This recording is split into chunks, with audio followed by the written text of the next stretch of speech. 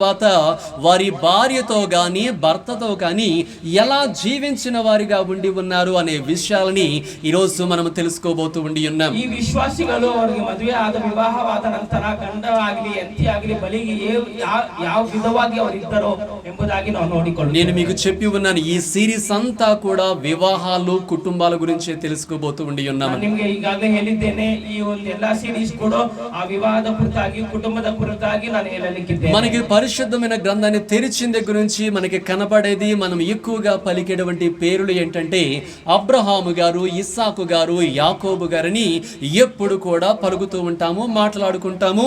వారి దీవెనల గురించే చర్చించుకుంటూ మనందరము కూడా ఉంటాము. ನಾವು ಪರಿಶುದ್ಧ ಗ್ರಂಥ ಓಪನ್ ಮಾಡುವಾಗಲೆಲ್ಲ ನಾವು ಅಧಿಕವಾಗಿ ನೋಡುವುದಂತದ್ದು ಅಬ್ರಹಾಮ, ಇಸಾಕು, ಯಾಕೋಬ್ ಕುರಿತಾಗಿ ಮಾತನಾಡ್ತೇವೆ. ಅವರ ಆಶೀರ್ವಾದ ಕುರಿತಾಗಿ ನಾವು ನೋಡಿದ್ದೇವೆ, ನಾವು ಕೇಳಿದ್ದೇವೆ ಕೂಡ. ఈ మూడు కుటుంబాల వంటి యొక్క వ్యక్తులు తమ కుటుంబ జీవితాన్ని ఎలా గడిపిన వారిగా ఉండి ఉన్నారు అనే విషయాలని మనము తెలుసుకుందాం. ಈ ಮೂರು ವಿಶ್ವಾಸಿಗಳ ಕುಟುಂಬದವರೆಲ್ಲರೂ ಕೂಡ ಯಾವ ವಿಧವಾಗಿ ದೇವರಲ್ಲಿ ಅವರು ಅವರ ಕುಟುಂಬವನ್ನು ನಡೆಸಿಕೊಂಡು ಬಂದಿದ್ದಾರೆ ಎಂಬುದಾಗಿ ನಾವು ನೋಡಿಕೊಳ್ಳೋಣ. నేను ఎందుకు ఈ ముగ్గురు వ్యక్తులు ఈ కుటుంబాల గురించి చెప్పాలనుకుంటున్నానంటే, పరిశుద్ధమైన గ్రంథంలో వీరికి మించినటువంటి ఐశ్వర్యం కలిగిన వాళ్ళు లేరు కాబట్టి. ನಾನು ಯಾಕೆ ಇವರ ಕುರಿತಾಗಿನೇ ಧ್ಯಾನ ಮಾಡ್ಲಿಕ್ಕಿದ್ದೇನೆ ಎಂಬುದಾಗಿ ಹೇಳ್ತಾ ಇದ್ದೀನಿ ಅಂದ್ರೆ, ಇವರಿಗಿಂತ ಐಶ್ವರ್ಯವಂತರು ಪರಿಶುದ್ಧ ಗ್ರಂಥದಲ್ಲಿ ಇಲ್ಲ. వీరు ఎంతగానో దేవుని ద్వారా దీవెనలు పొందుకున్న వారిగా ఉండి ఉన్నారు. ಇವರು ಎಷ್ಟೋ ಆಳವಾಗಿ ದೇವರಿಂದ ಆಶೀರ್ವಾದವನ್ನು, దేవుని ద్వారా అనేకమైనటువంటి వాగ్దానాల్ని పొందుకున్న వారిగా ఉండి ఉన్నారు. ದೇವರಿಂದ ಅನೇಕ ವಾಗ್ದಾನಗಳು ಸಹ ಪಡೆದು అదే రీతిగా వారి జీవితాల్లో ఆ వాగ్దానాలు కూడా నెరవేర్చబడినట్లే మనందరము కూడా చూస్తా ఉండి ఉన్నాం. ಅದೇ ವಿಧವಾಗಿ ಅವರ ಜೀವಿತದಲ್ಲಿ ಆ ವಾಗ್ದಾನಗಳೆಲ್ಲವೂ ಕೂಡ ನೆರವೇರಿಸಿಕೊಂಡವರಾಗಿ ಕೂಡ ಇದ್ದಾರೆ. కాబట్టి ఇప్పటికి కూడా మనము దేవుడు అబ్రహాము గారికి చేసిన వాగ్దానాలు కానీ, ఇస్సాకు గారికి చేసిన వాగ్దానాలు కానీ, యాకోబు గారికి చేసినటువంటి వాగ్దానాలు కానీ మనము తలుచుకుంటూ, అయ్యా అబ్రహాముని దీవించిన రీతిగా నన్ను కూడా దీవించు, ఇస్సాకు గారిని దీవించిన రీతిగా 100 రెట్లుగా నన్ను కూడా దీవించు, యాకోబు గారిని దీవించిన రీతిగా నన్ను కూడా దీవించు నా ప్రభుని ఇప్పటికి కూడా మనము ప్రార్థన చేస్తూనే ఉండి ఉన్నాం. ಏನಕ್ಕೆಂದ್ರೆ ಅವಾಗ ದೇವರು ಅಬ್ರಹಾಂ, ಯಾಕೋಬು ಮತ್ತೆ ಇಸಾಕ್ ಅವರಿಗೆ ಯಾವ ರೀತಿಯಾಗಿ ದೇವರ ಆಶೀರ್ವಾದ ಮಾಡಿದರೋ, ನಾವು ಸಹ ಅದೇ ವಿಧವಾಗಿ 100ರಷ್ಟು ಆಶೀರ್ವಾದವನ್ನು ಮಾಡ್ರಿ ಎಂಬುದಾಗಿ ಈಗ ಕೂಡ ನಾವು ಕೇಳಿಕೊಳ್ಳುತ್ತಾನೆ ಇದ್ದೇವೆ. ఆశీర్వాదములు అనేక రకాలుగా కుటుంబాల దగ్గరికి వస్తూ ఉండి ఉన్నవండి. ಆಶೀರ್ವಾದ ಎಂಬುದು ಅನೇಕ ವಿಧವಾಗಿ ಕುಟುಂಬಗಳ ಬಳಿ ಬರ್ತಾ ಇದೆ. కాబట్టి అందులో ఒక దాని గురించి మనము తెలుసుకోబోతూ ఉండి ఉన్నాం. ಅದರಲ್ಲಿ ಒಂದು ಕುರಿತಾಗಿ ನಾವು ಧ್ಯಾನ ಮಾಡಲಿಕ್ಕೆ, ఈ కుటుంబాలు అంతగా దీవించబడడానికి గల కారణం ఏంటంటే, వారు తమ భార్యలతో గాని భర్తలతో గాని ఎలా మెలిగి ఉండి ఉన్నారో ఆ కారణాన్ని బట్టి దేవుడు వారిని ఎంతగానో దీవించినట్లే మనము చూడబోతూ ఉండి ఉన్నాము. ಈ ಕುಟುಂಬಗಳೆಲ್ಲ ಯಾವ ರೀತಿಯಾಗಿ ದೇವರಿಂದ ಆಶೀರ್ವಾದ ಪಡೆದುಕೊಂಡರು ಎಂಬುದಾಗಿ ನೋಡಿಕೊಳ್ಳುವುದಾದ್ರೆ, ಅವರ ಗಂಡನ ಹತ್ತಿರ ಆಗಲಿ ಇನ್ನು ಹೆಂಡತಿ ಹತ್ತಿರ ಆಗಲಿ ಯಾವ ರೀತಿಯಾಗಿ ಅವ್ರ ಕುಟುಂಬ ನಡೆಸಿಕೊಂಡು ಹೋದ್ರು ಎಂಬುದಾಗಿ ನಾವು ನೋಡಿಕೊಳ್ಳುತ್ತೇವೆ. ఈ మాటలను జాగ్రత్తగా అందరూ కూడా ఆలకించండి. ಈ ಮಾತುಗಳನ್ನು ಜಾಗರೂಕರಾಗಿ ಎಲ್ಲರೂ, ఈ దేవుని యొక్క మాటల్ని గనక మనము జాగ్రత్తగా ఆలకిస్తూ ఉండి ఉన్నప్పుడు, వాటిని గ్రహించుకుంటూ ఉండి ఉన్నప్పుడు, వాటి ప్రకారము వెళ్ళాలని మనము అనుకుంటున్నప్పుడు, నిశ్చయముగా దేవుని యొక్క బాహువు మనకి తోడుగా ఉండి మనము ఎంతగానో ఆ యొక్క హస్తము ద్వారా ఆశీర్వదింపబడే వారముగా, రూపాంతరము చెందు వారముగా మనము ఉంటాము. ನಾವು ಯಾವಾಗಲೂ ಕೂಡ ದೇವರ ಮಾತುಗಳನ್ನು ಜಾಗರೂಕರಾಗಿ ಕೇಳಿ ಅದರಂತೆ ನಡೆಯುವಾಗ ಆ ಎಲ್ಲಾ ದೇವರ ಬಾಹು, ಆ ದೇವರ ಬಲ ಅನ್ನೋದು ನಮ್ಮ ಮಟ್ಟಿಗೆ ಯಾವಾಗಲೂ ಇದ್ದು ನಮ್ಮನ್ನು ನಡೆಸ್ತದೆ. ఇక వాక్యములోనికి మనందరము కూడా వెళదాం. పరిశుద్ధమైన గ్రంథాలను అందరూ కూడా తెరిచి ఆదికాండము 23వ అధ్యాయము మొదటి 2 వచనాలని చదవండి. ఆదికాండము 23వ అధ్యాయము మొదటి 2 వచనాలు. ಆದಿಕಾಂಡ 13ನೇ ಅಧ್ಯಾಯ ಮೊದಲು 2ನೇ ವಚನಗಳು. Genesis chapter 23 verse 1-2.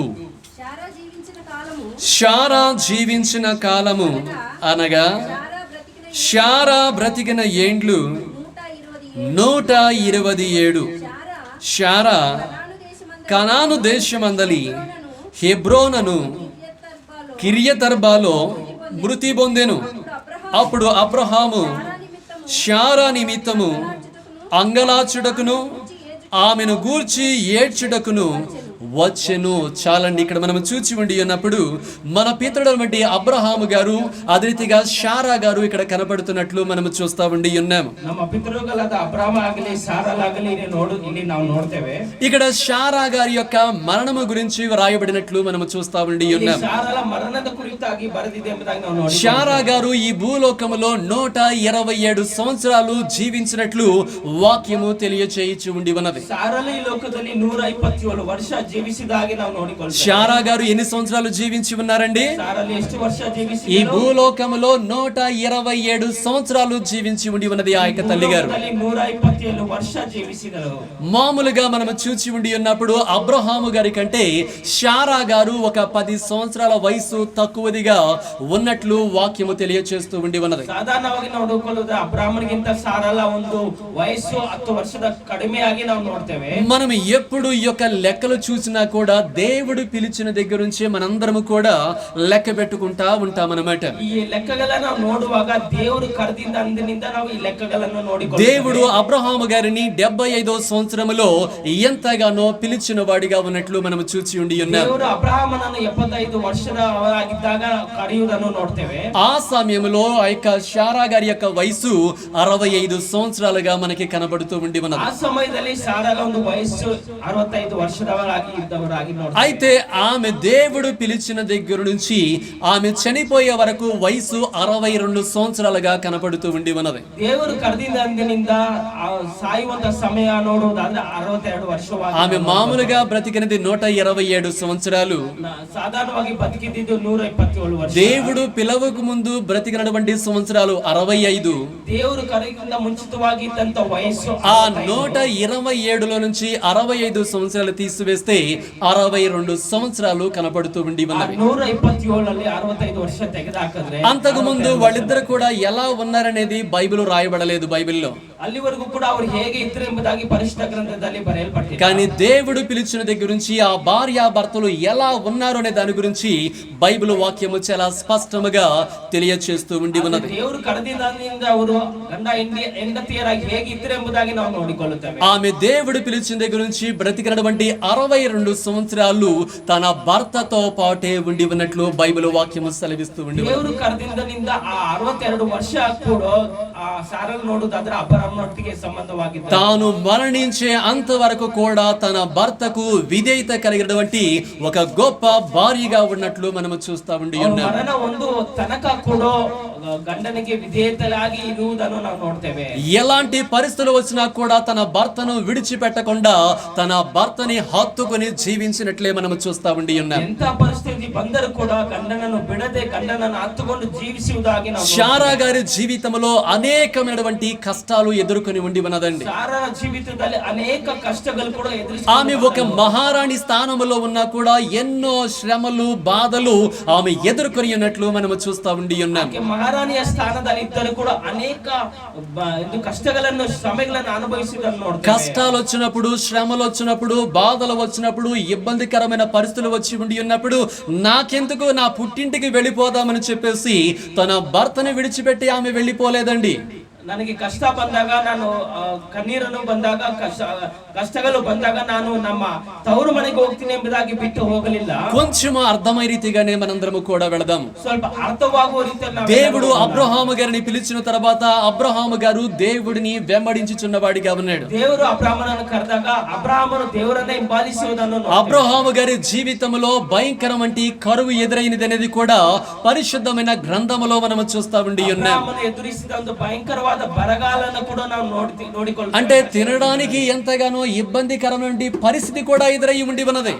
ಅಂದ್ರೆ ತಿನ್ನೋದಕ್ಕೂ ಕೂಡ ಇಲ್ಲದೆ ಇರುವಂತ ಪರಿಸ್ಥಿತಿ ಆದ ದಿನಗಳು ಕೂಡ ಆತನಿಗೆ ಬಂದಿದೆ. అలాంటి పరిస్థితి ఎదురైపోయి ఉండి ఉన్నప్పుడు మా నాన్న దగ్గర ఉన్నప్పుడు మా నాన్న బాగా కడుపు నిండా పెట్టిన వాడిగా ఉన్నాడు. కానీ నిన్ను వెంబడిస్తూ నీతో పాటు నేను వస్తుంటే ఈ కరువుని ఎదుర్కొంటున్నాను కాబట్టి నీతో బతకటము కష్టము. ఈ కష్టముల్లో, ఈ కరువుల్లో, ఈ బాధల్లో ఉండటము నా వల్ల కాదు, నేను వెళ్ళిపోతానని శారా గారు అబ్రహాము గారిని విడిచి ఏమైనా వెళ్ళిపోయినట్లు మనం చూస్తా ఉండి ఉన్నామా? ನನ್ನ ತಂದೆ ಮನೆಯಲ್ಲಿದ್ದಾಗ ನಾನು ಚೆನ್ನಾಗಿ ತಿಂತಾ ಇದ್ದೆ, ಆದ್ರೆ ಇಲ್ಲಿಗೆ ನಿನ್ನ ಬಳಿಗೆ ನಿನ್ನನ್ನು ಹಿಂಬಾಲಿಸಿಕೊಂಡು ಬಂದಾಗ ನನಗೆ ತಿನ್ನಕ್ಕೆ ಏನು ಇಲ್ಲ ಎಂಬುದಾಗಿ ಯಾವತ್ತಾದ್ರೂ ಏನಾದ್ರೂ ಬಿಟ್ಟು ಹೋಗಿರೋದನ್ನು కరువు వచ్చినా కూడా ఆమె అతనిని విడిచిపెట్టలేదు. ఆ బరగాల ಬಂದಾಗ ಕೂಡ సారాలను ಅವಳು ಬಿಟ್ಟು ಹೋಗಲಿಲ್ಲ. తర్వాత మనము చూచి ఉండి ఉన్నప్పుడు శారా గారు ఎంతగానో అందమైనటువంటి ఆమెగా కనపడుతూ ఉండి ఉన్నది. ಅದು ಮಾತ್ರವಲ್ಲದೆ ಸಾರನ್ನು ನೋಡುವಾಗ ತುಂಬಾ ಸುಂದರವಾದ ಸಾರಲಾಗಿ ನಾವು ನೋಡಿಕೊಳ್ಳುತ್ತೇವೆ. కొన్ని కారణాలను బట్టి కొంతమంది రాజులు ఆమెను తమ యొక్క అంతఃపురానికి తీసుకుని వెళ్ళిన వారిగా ఉండి ఉన్నారు. ಕೆಲವು ಕಾರಣಗಳಿಂದಾಗಿ ಸಾರಲನ್ನು ಕೆಲವು ರಾಜರು ತಮ್ಮ ಅಂತಃಪುರಕ್ಕೆ ತೆಗೆದುಕೊಂಡಿರುವುದನ್ನು ఎందుకు అనేది మనము చూచి ఉండి ఉన్నప్పుడు, ఇదిగో నువ్వు చాలా అందమైనదిగా ఉండి ఉన్నావు, దేవుని భయం లేని వాళ్ళు ఈ లోకంలో ఇక్కడ చాలా మంది ఉన్నారు, కాబట్టి ఇబ్బందికరమైన పరిస్థితి రాకూడదని మనము వెళుతున్నటువంటి ప్రదేశంలో ఎవరైనా అడిగితే నేను నీ అన్నను అని చెప్పు అని చెప్పేసి అబ్రహాము గారు శారా గారితో చెప్పిన వాడిగా ఉండి ఉన్నాడు. ನೀನು ತುಂಬಾ ಸುಂದರವಾಗಿದ್ಯಾ, ಈ ಲೋಕದಲ್ಲಿ ನಮಗೆ ಈ ಒಂದು ಪಟ್ಟಣದಲ್ಲಿ ನಮಗೆ ಸುರಕ್ಷತೆ ಇಲ್ಲ, ಹಾಗಾಗಿ ಯಾರಾದ್ರೂ ಏನಾದ್ರೂ ಕೇಳಿದ್ರೆ ನೀನು ನನ್ನ ತಂಗಿ ನಾನು ನಿನ್ನ ಅಣ್ಣ ಎಂಬುದಾಗಿ ಹೇಳು ಎಂಬುದಾಗಿ ಅಬ್ರಹಾಮನು ಸಾರಲಿಗೆ ಹೇಳ್ಕೊಡ್ತಾರೆ. ఆ మాట బట్టి ఆమె వెళ్ళిన ప్రతి చోట కూడా ఎవరైనా అడుగుతుంటే అతడు నా సహోదరుడే అని చెబుతూ ఉండి ఉన్నది. ಆ ಮಾತದ ಕುರಿತಾಗಿ ಎಲ್ಲಾದ್ರೂ ಯಾರಾದ್ರೂ ಕೇಳುವುದಾದ್ರೆ ನನ್ನ ಸಹೋದರಿ ಎಂಬುದಾಗಿ ಹೇಳ್ತಾ ಇದ್ದಾನೆ. అందులో ఏ అబద్ధము కూడా లేదండి. ಅದರಲ್ಲಿ ಯಾವುದೇ ಒಂದು ಸುಳ್ಳು ಕೂಡ ಇಲ್ಲ. ఎందుకంటే ఆమె వేరొక తల్లి యొక్క బిడ్డ. ಏನಕ್ಕೆ ಅಂದ್ರೆ ಆ ಒಂದು ಸಹೋದರ ಬೇರೆಯವರ ತಾಯಿಯ ಒಂದು ఇదంతా వేరేది మనందరికి కూడా తెలిసి ఉండి ఉన్నదే. ಎಲ್ಲ ಕೂಡ ಬೇರೆ ಒಂದು ಸಂಗತಿ ಅಂತ ನಮಗೆಲ್ಲ ಗೊತ್ತು. అయితే ఎప్పుడైతే నా అన్న అని చెప్పి ఉండి ఉన్నదో ఈ రాజు అంతఃపురానికి తీసుకుని వెళ్ళిన వాడిగా ఉన్నాడు. ಯಾವಾಗ ಅನ್ನ ಅಂತ ಹೇಳಿದ್ರು ಈ ರಾಜನು ಆ ಸಾರಲನ್ನು ತನ್ನ ಅಂತಃಪುರಕ್ಕೆ మామూలుగా అబ్రహాము గారు నా భార్యే అని చెప్పేసినట్లయితే ఈమె కూడా నా భర్త అని చెబితే ఆ రాజు తీసుకుని వెళ్ళేవాడు కాదేమో. ಒಂದು ವೇಳೆ ಅಬ್ರಹಾಮನು ಈಕೆ ನನ್ನ ಹೆಂಡತಿ ಇಲ್ಲ ಈಕೆ ನನ್ನ ಗಂಡ ಎಂಬುದಾಗಿ ಹೇಳಿರುವುದಾದ್ರೆ ತೆಗೆದುಕೊಂಡು ಹೋಗದೆ ಇರಬಹುದಾಗಿರಬಹುದು. కానీ అన్న అనే ఒక మాట చెప్పడం ద్వారా ఆమె వేరొక అంతఃపురంలోనికి వెళ్ళవలసిన పరిస్థితి వచ్చి ఉండి ఉన్నది. ಆದ್ರೆ ಅನ್ನ ಎಂಬುದಾಗಿ ಒಂದು ಮಾತು ಹೇಳಿದ ಕೂಡಲೇ ಆ ಒಂದು ಸಾರಲು ಬೇರೆ ಒಂದು ಸ್ಥಳಕ್ಕೆ ಹೋಗುವುದಾಗಿ శారా గారు అనొచ్చు, ఈ ఒక్క మాట ద్వారానే నేను ఆ రాజ్యానికి వెళ్ళవలసిన పరిస్థితి వచ్చింది, నీ బట్టే నాకు ఈ కష్టం వచ్చింది, నీ బట్టే నాకు ఈ ఇబ్బందికరమైన పరిస్థితి వచ్చింది, నిన్ను బట్టే నువ్వు చెప్పినటువంటి మాటకి నేను లోబట్టడం ద్వారానే ఇలాంటి ఇబ్బందికరమైన పరిస్థితులు వచ్చినాయి, కాబట్టి అబ్రహాము నీవు నాకు వద్దు, టాటా బాయ్ బాయ్ వెళ్ళిపోతానని చెప్పేసి మనం వెళ్ళిపోయి ఉండి ఉన్నదా? ಒಂದು ವೇಳೆ ಸಾರಲು ಹೇಳಿರಬಹುದಾಗಿತ್ತು, ನೀನು ಹೇಳಿದಂತ ಮಾತು ಕುರಿತಾಗಿ ನಾನು ಇವಾಗ ಬೇರೆ ಒಂದು ರಾಜನ ಆ ಸ್ಥಾನದಲ್ಲಿದ್ದೇನೆ, ನೀನು ನನಗೆ ಬೇಡ, ನೀನು ಈ ರೀತಿಯಾಗಿ ಹೇಳಿದ್ದಕ್ಕೇನೆ ನನಗೆ ಈ ಒಂದು ಪರಿಸ್ಥಿತಿ ಬಂದಿದೆ ಎಂಬುದಾಗಿ ಯಾವತ್ತಾದ್ರೂ ఆమె ఎప్పుడు కూడా ఆ రకమైనటువంటి ఆలోచన విధానాన్ని కలిగి లేదని బైబిల్ వాక్యం చెబుతూ ఉండి ఉన్నది. ಸಾರಲು ಆ ರೀತಿಯಾದ ಆಲೋಚನೆ ಯೋಚನೆ ಇಲ್ಲದಾಗಿರುವುದನ್ನು ನಾವು ನೋಡ್ತೇವೆ. వారిద్దరూ ఒకే మాట మీద నిలబడిన వారిగా ఉండి ఉన్నారు. ಅವರಿಬ್ಬರು ಒಂದೇ ಮಾತಿನಲ್ಲಿ ఎన్ని శ్రమలైనా రాని, ఎన్ని బాధలైనా రాని, ఎలాంటి పరిస్థితులైనా రాని, కరువులైనా రాని, ఆర్థిక సమస్యలు రాని, అనారోగ్యం రాని, ఏదైనా కూడా రాని, మనిద్దరము కూడా కలిసి జీవిద్దామని అనుకున్న వారిగా ఉండి ఉన్నారు. మరణము వరకు వారిద్దరు కూడా కలిసి జీవించినట్లు బైబిల్ వాక్యము సెలవిస్తూ ఉండి ఉన్నారు. ಯಾವುದೇ ಶ್ರಮೆಗಳು ಬಂದರೂ ಯಾವುದೇ ಬಾಧೆಗಳು ಬಂದರೂ ಯಾವುದೇ ಒಂದು ಬರಗಾಲ ಬಂದರೂ ಕೂಡ ನಾವು ಇಬ್ಬರು ಜೊತೆಯಾಗಿ ಜೀವಿಸ್ತೇವೆ ಎಂಬುದಾಗಿ ಅವರಿಬ್ಬರು ಪ್ರಮಾಣ ಮಾಡಿಕೊಂಡ್ರು.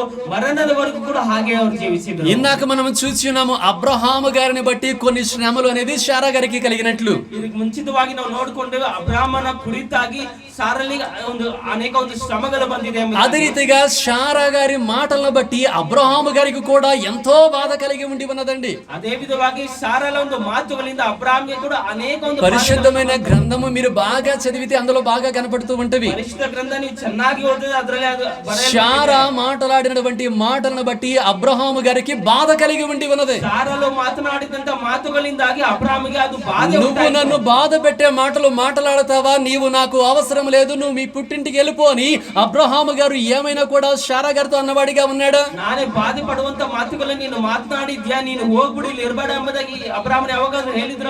నువ్వు నాకు సంతానాన్ని కనగలేదు, ఇంకా నువ్వు ఇదైపోయి ఉన్నావు, వృద్ధాప్యనకు వచ్చి ఇప్పుడు కూడా నువ్వు పిల్లలు కనలేదు, కాబట్టి ఈ కారణాన్ని బట్టి నువ్వు నాకు వద్దు, నువ్వు వెళ్ళిపోనేమని అన్నవాడిగా ఉండి ఉన్నాడా? ಸಂತಾನವು ಇಲ್ಲಿವರೆಗೂ ಆಗ್ಲಿಲ್ಲ, ನೀನು ಯಾವುದಕ್ಕೂ ಬರೋದಿಲ್ಲ, ನೀನು ಇಲ್ಲಿ ಇರಬೇಡ ಹೋಗು ಎಂಬುದಾಗಿ ಏನಾದ್ರೂ ಹೇಳಿದ್ರ?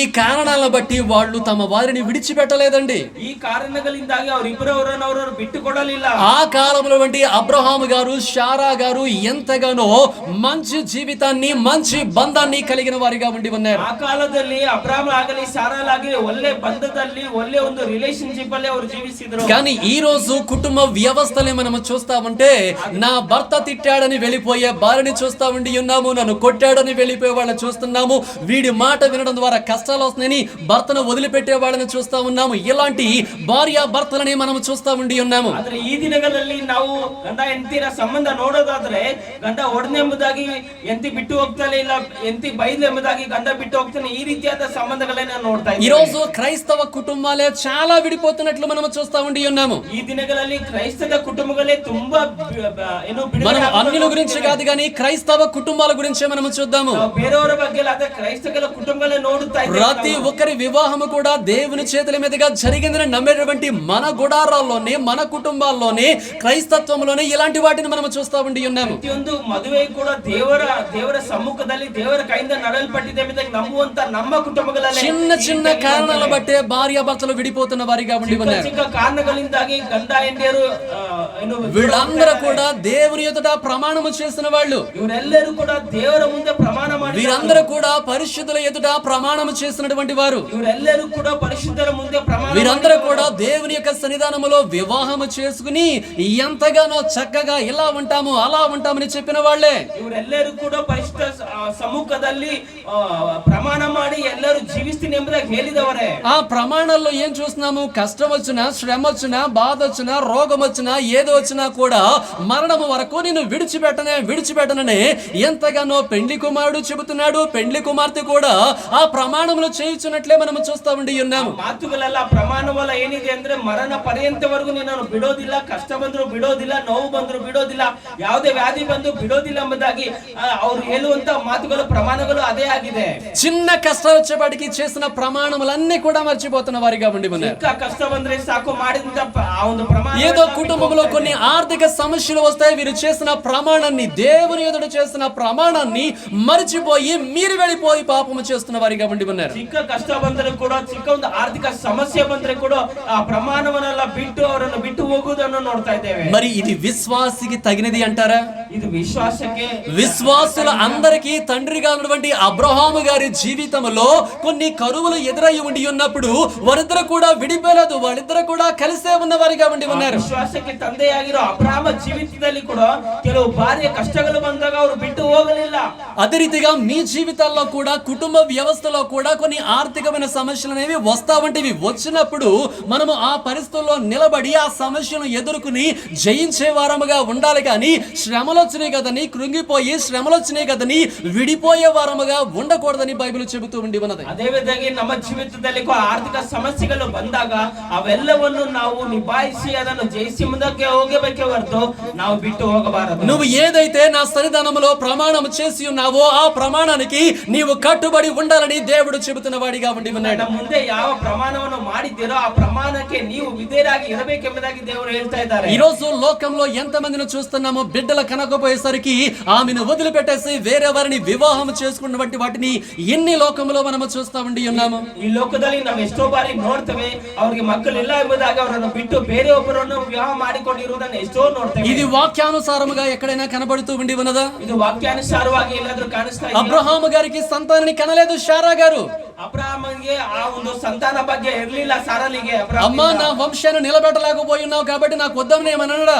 ಅಬ್ರಹಾಮನ ಒಂದು ಸಂತಾನವು ನಿರ್ಮಿಸಲಿಕ್ಕೆ ಆಗ್ತಿಲ್ಲ ಅಂತ ಬಿಟ್ಟು ಏನಾದ್ರು. కాబట్టి వాక్యం ఏమని చెబుతూ ఉండి ఉన్నదంటే, సంతానము లేదనే కారణాన్ని బట్టి నీ భార్యని గాని నీ భర్తని గాని విడిచిపెట్టకూడదు అంటున్న వాడిగా ఉండి ఉన్నారు. ಸಂತಾನ ಇಲ್ಲದೆ ಇರುವಂತ ಕಾರಣದಿಂದಾಗಿ ನಿನ್ನ ಗಂಡನಾಗಲಿ ಹೆಂಡತಿಯನ್ನಾಗಲಿ ಬಿಟ್ಟು ಹೋಗಬಾರದು. లేదంటే నీ భార్య మాటల ద్వారా నీకు బాధ కలుగుతుంది కదా, భార్యకు దూరంగా వెళ్ళిపోతామని అనుకుంటున్నావేమో, అది వాక్యానికి విరోధమని బైబిల్ చెబుతూ ఉండే ఉన్నది. ಹೆಂಡತಿಯ ಮಾತುಗಳಿಂದ ನಿನಗೆ ಬಾಧೆ ಪಡ್ತಾ ಇದೀಯಾ, ನಾನು ದೂರ ಹೋಗ್ಬಿಡ್ತೀನಿ ಎಂಬ. భర్తలారా అర్థం చేసుకునండి, నీ భార్య ఏదో రెండు మాటలు అన్నది కదా అని చెప్పేసి ఈమె నా హృదయాన్ని గుచ్చుతుంది, బాధపరుస్తుంది కాబట్టి ఈమెతో నేను కాపురం చేయలేను, వద్దని వెళ్ళిపోదాం అనుకున్నావనుకో, అది వాక్యానికి విరోధమై ఉండి ఉన్నది. సాతానుడు నిన్ను వాడుకుంటున్నాడనే విషయాన్ని తెలుసుకోవాలి. ಗಂಡಂದಿರ ಜ್ಞಾಪಕ ಮಾಡಿಕೊಳ್ಳಿ, ನಿನ್ನ ಹೆಂಡತಿ ಏನಾದ್ರೂ ನಿನ್ನ ಮಾತುಗಳಿಂದ ಚುಚ್ಚುತ್ತಾ ಇದೆ, ನಿನ್ನನ್ನು ಬಾಧಪಡಿಸ್ತಾ ಇದೆ, ನಾನು ಬಿಟ್ಟು ಹೋಗ್ತೀನಿ ಎಂಬುದಾಗಿ ಅಂದುಕೊಳ್ಳುವುದಾದ್ರೆ ಅದು ನಿಜವಾದ శారా గారి యొక్క మాటలు అబ్రహాము గారికి బాధ కలిగించినా కూడా ఎంతగానో ఆమెతోనే ఉన్నవాడిగా ಸಾರಗಳ ಮಾತುಗಳಿಂದ ಅಬ್ರಾಮನಿಗೆ ಬಾಧೆ ಪಡಿಸಿದ್ದರೂ ಕೂಡ ಎಷ್ಟೋ ರೀತಿಯಾಗಿ నీ భార్య ఎలాంటి గయ్యాళి అయినా నీ భార్యతో నువ్వు కాపురము చేయాలి. ನಿನ್ನ ಹೆಂಡತಿ ಎಷ್ಟೇ ದೊಡ್ಡ ಜಗಳ ಆಡಿ ಆದ್ರೂ ಕೂಡ ಅವರೊಟ್ಟಿಗೆ ಜೀವಿಸಬೇಕು. అర్థమవుతుందా? ఒక్కసారి కుటుంబ వ్యవస్థలోనికి వెళ్ళిపోయిన తర్వాత ఇంకా ఆమెతోనే నీవు కాపురము చేయాలని బైబిల్ చెబుతూ ఉంది.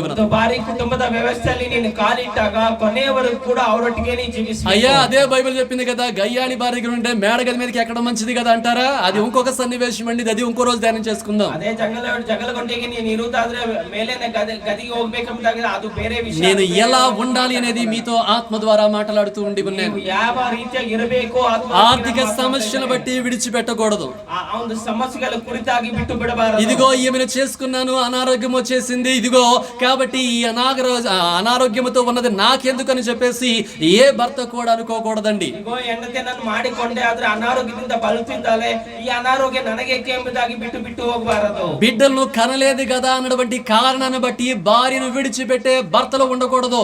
ಮಕ್ಕಳು ಇಲ್ಲ ಎಂಬುದಾಗಿ ಹೆಂಡತಿಗಳನ್ನು ಬಿಟ್ಟುವಂತ ಗಂಡಂದಿರು ಇರಬಾರದು.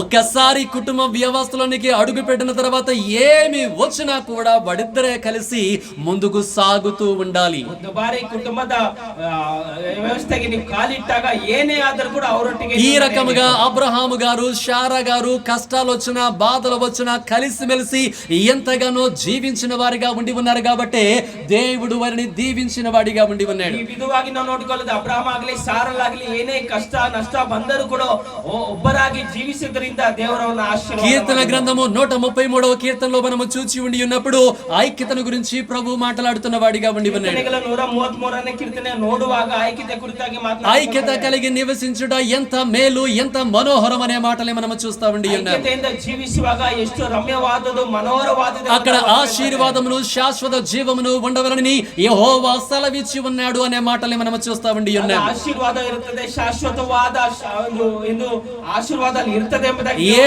భార్య భర్తలో కలిసిమెలిసి ఉన్నారో ఐక్యముగా ఉండి ఉన్నారో దేవుడు వారిని ఎంతగానో దీవించి వాడిగా ఉంటాడు. ಯಾವ ಗಂಡ ಹೆಂಡತಿಯರು ಐಕ್ಯತೆಯಿಂದ ಜೀವಿಸ್ತಾ ಇದ್ದಾರೋ ದೇವರಲ್ಲಿ ಖಂಡಿತವಾಗ್ಲೂ ಆಶೀರ್ವಾದ ಮಾಡುವವರಾಗಿದ್ದಾರೆ. ఆయన పలుకగా భూమి ఆకాశము సముద్రము అందులో సమస్తము కూడా నిర్మితమై ఉన్నాయని బైబిల్ వాక్యము సెలవిస్తూ ఉండి ఉన్నది. ಅವರ ಮಾತಿನಿಂದ ಹೇಳಿದೆ ಕೂಡಲೇ ಭೂಮಿ ಆಗಲಿ ಆಕಾಶವಾಗಲಿ ನೀರಾಗಲಿ ಎಲ್ಲವೂ ಕೂಡ ನಿರ್ಮಿತವಾಗಿದೆ. ఎందాక కూడా పాట పాడుకున్నాము, నీవు సెలవియ్యగా కలుగునిది ఏమున్నది అని. ಈ ಮುಂಚೆ ಕೂಡ ನಾವು ಹಾಡನ್ನ ಹಾಡಿದ್ವಿ, ನೀವು సెలవు ಕೊಟ್ರೆ ಆಗದೆ ಇರೋದು ಯಾವುದಿದೆ. ఆయన సెలవిచ్చాడంటే అనగా ఆయన పలికిన వాడిగా ఉన్నాడంటే అన్ని కూడా జరిగిపోతాయి అనే బైబిల్ చెబుతూ ఉండి ఉన్నది. ಒಂದು ಸಾರಿ ಆಜ್ಞೆ ಕೊಟ್ರೆ ಎಲ್ಲವೂ ಕೂಡ ನಡೆಯುತ್ತದೆ ಎಂಬುದಾಗಿ దేవుడు ఆల్రెడీ ఈ మాట పలికిన వాడిగా ఉండి ఉన్నాడు. ದೇವರು ಈಗಾಗಲೇ ಮಾತನ್ನು ఏ భార్యాభర్తలైతే కలిసిమెలిసి ఉంటారో, ಯಾವ ಗಂಡ ಹೆಂಡತಿಯರು ಚೆನ್ನಾಗಿ ಒಳ್ಳೆ ఏ భార్యాభర్తలైతే ఎంతగానో ఐక్యముగా కష్టాలు వచ్చినా శ్రమలు వచ్చినా ధైర్యముగా ఎదుర్కొంటూ ఎంతగానో ముందుకు సాగుతారో వారి గుడారములో ఆశీర్వాదము ఉండాలని యెహోవా దేవుడు సెలవిచ్చిన వాడిగా ఉన్నాడు. ఇప్పటికీ ఆ వాగ్దానము నిలిచే ఉన్నది. అనేక మంది ఆ వాగ్దాన ఫలాన్ని అనుభవించుచున్నట్లు కూడా మనము చూస్తా ఉండి ఉన్నాం. ಯಾವ ಗಂಡ ಹೆಂಡತಿಯರು ಐಕ್ಯತೆಯಲ್ಲಿ ಒಳ್ಳೆ ರೀತಿಯಲ್ಲಿ ಚೆನ್ನಾಗಿ ಸಂತೋಷವಾಗಿ ಜೀವಿಸ್ತಾರೋ ಆ ಒಂದು ಕುಟುಂಬಗಳಲ್ಲಿ ದೇವರಿಗಾಗಲೇ ಆಜ್ಞಾಪಿಸಿದ್ದಾರೆ. ಆ ಒಂದು ಆಶೀರ್ವಾದ ಅವ್ರ ಮನೆಯಲ್ಲಿ ಯಾವಾಗ್ಲೂ ಇರ್ತದೆ ಎಂಬುದಾಗಿ ಈಗ ನಡೀತಾ ಇದೆ, ಅದು ಮುಂದೆ ಕೂಡ ಇರ್ತದೆ. కాబట్టి వివాహ వ్యవస్థలో ఉన్నవాళ్ళు వివాహము చేసుకోబోతున్నటువంటి వారు ఎంతగానో జాగ్రత్తగా ఉండాలి. ಆದುದರಿಂದ ವಿವಾಹ ಆಗಿರುವವರು ವಿವಾಹ ಆಗಲಿಕ್ಕಿರೋರು ಎಲ್ಲರೂ ಕೂಡ ತುಂಬಾ ಜಾಗರೂಕರಾಗಿರಬೇಕು. పెళ్లి చేసుకో ముందే 10 సార్లు ఆలోచించు. ಮದುವೆ ಮಾಡಿನ ಮುಂಚಿತವಾಗಿ పెళ్ళైన తర్వాత అతని గురించి ఆలోచన చేయొద్దు. ఇంక నువ్వు ಆದ್ರೆ ಮದುವೆ ಆದ್ಮೇಲೆ ಏನು అతని గురించి ఆలోచన చేయొద్దంటే ఏం పెట్టకుండా మనం వదినద్దని కాదు నేను చెప్తున్నది. ಏನು ಇಡಬೇಡ ಎಂಬುದಾಗಿ ಹೇಳ್ತಾ ಇಲ್ಲ ನಾನು. ఇతని ఎలా విడిచిపెడదామని ఆలోచన చేయొద్దని చెబుతూ ఉండి ఉన్నాను. ಹೇಗೆ ಬಿಡಬೇಕು ಎಂಬುದಾಗಿ ನೀವು ಯೋಚನೆ ಮಾಡಿ. అదే రీతిగా బిడ్డలు కూడా ఎంతగానో యవన బిడ్డలు కూడా జ్ఞాపకం చేసుకోవాల్సింది పెళ్లి చేసుకోవడానికి ముందుగానే నువ్వు 10 సార్లు ఆలోచించు. ಹಾಗೆಯೇ ಯವನಸ್ಥರು ಕೂಡ ನೀವು ಯೋಚನೆ ಮಾಡಬೇಕು. ಮದುವೆ ఒక్కసారి ఆ వ్యవస్థలోనికి వెళ్ళిన తర్వాత నీ భార్య విడిచిపెడదామనే దాని గురించి అసలు నీ జీవితంలోనికే నీ హృదయంలోనికే ఆలోచనలు రాకుండా నువ్వు జాగ్రత్త పడు. ಒಂದು ಬಾರಿ ನೀನು ಮದುವೆಗೆ ಕಾಲಿಟ್ಟ ಕೂಡಲೇ ಅವನನ್ನು ಬಿಟ್ಟು ಬಿಡಬೇಕೆಂಬ ಯೋಚನೆನೇ ನೀನು అయిపోయింది, జరగాల్సినంతా జరిగిపోయింది. ಈಗ ನಡೆಬೇಕಾಗಿರೋದೆಲ್ಲ ನಡೆದು ಆಗಿದೆ. నీవు చక్కగా వెళ్ళిపోవలసినదే. ಚೆನ್ನಾಗಿ ಹೋಗ್ಬೇಕು ಅಷ್ಟೇ. కాబట్టి ప్రభు చెబుతున్న వాడిగా ఉండి ఉన్నాడు, ఏ కుటుంబము ఎంతగానో విడిపోయే విధముగా ఉండకూడదు అని. ದೇವರು ಹೇಳ್ತಾ ಇದ್ದಾರೆ, ಯಾವ ಕುಟುಂಬವು ಬಿಟ್ಟು ಹೋಗುವಂತ ಒಂದು ಸ್ಥಳಕ್ಕೆ ಬರಲೇಬಾರದು. కష్టాలు వచ్చినాయని, శ్రమలు వచ్చినాయని కుటుంబాలని చిన్న భిన్నము చేసుకోకూడదు. ಕಷ್ಟ ಬಂದಿದೆ, ದುಃಖ ಬಂದಿದೆ ಎಂಬುದಾಗಿ ಕುಟುಂಬದಲ್ಲಿ ಸುಮ್ಮನೆ ಜಗಳ. జ్ఞానము కలిగిన స్త్రీ తన ఇంటిని కట్టుకొనునని బైబిల్ చెబుతూ ఉండి ఉన్నది. ಜ್ಞಾನವುಳ್ಳ ಸ್ತ್ರೀ ತನ್ನ ಮನೆಯನ್ನು ಕಟ್ಟಿಕೊಳ್ಳಲು ಎಂಬುದಾಗಿ ವಾಕ್ಯ. శ్రమలు వచ్చినప్పుడు కుటుంబాన్ని కట్టుకోవలసినటువంటి జ్ఞానమును దేవుడు అనుగ్రహించేవాడిగా ఉన్నాడు. శ్రమಗಳು ಬಂದಾಗ ಮನೆಯನ್ನು ಕಟ್ಟಿಕೊಳ್ಳುವಂತ ಜ್ಞಾನವನ್ನು ದೇವರು. అయ్యా, ఈ రోజు నా కుటుంబంలో ఈ సమస్యలు వచ్చిన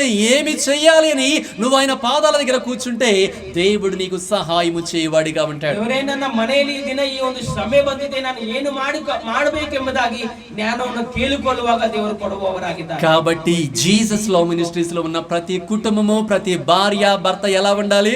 ಆದುದರಿಂದ ಜೀಸಸ್ ಲವ್ ಮಿನಿಸ್ಟ್ರಿ ಒಂದು ಕುಟುಂಬಸ್ಥರು ಯಾವ ರೀತಿಯಾಗಿ ಇರಬೇಕು?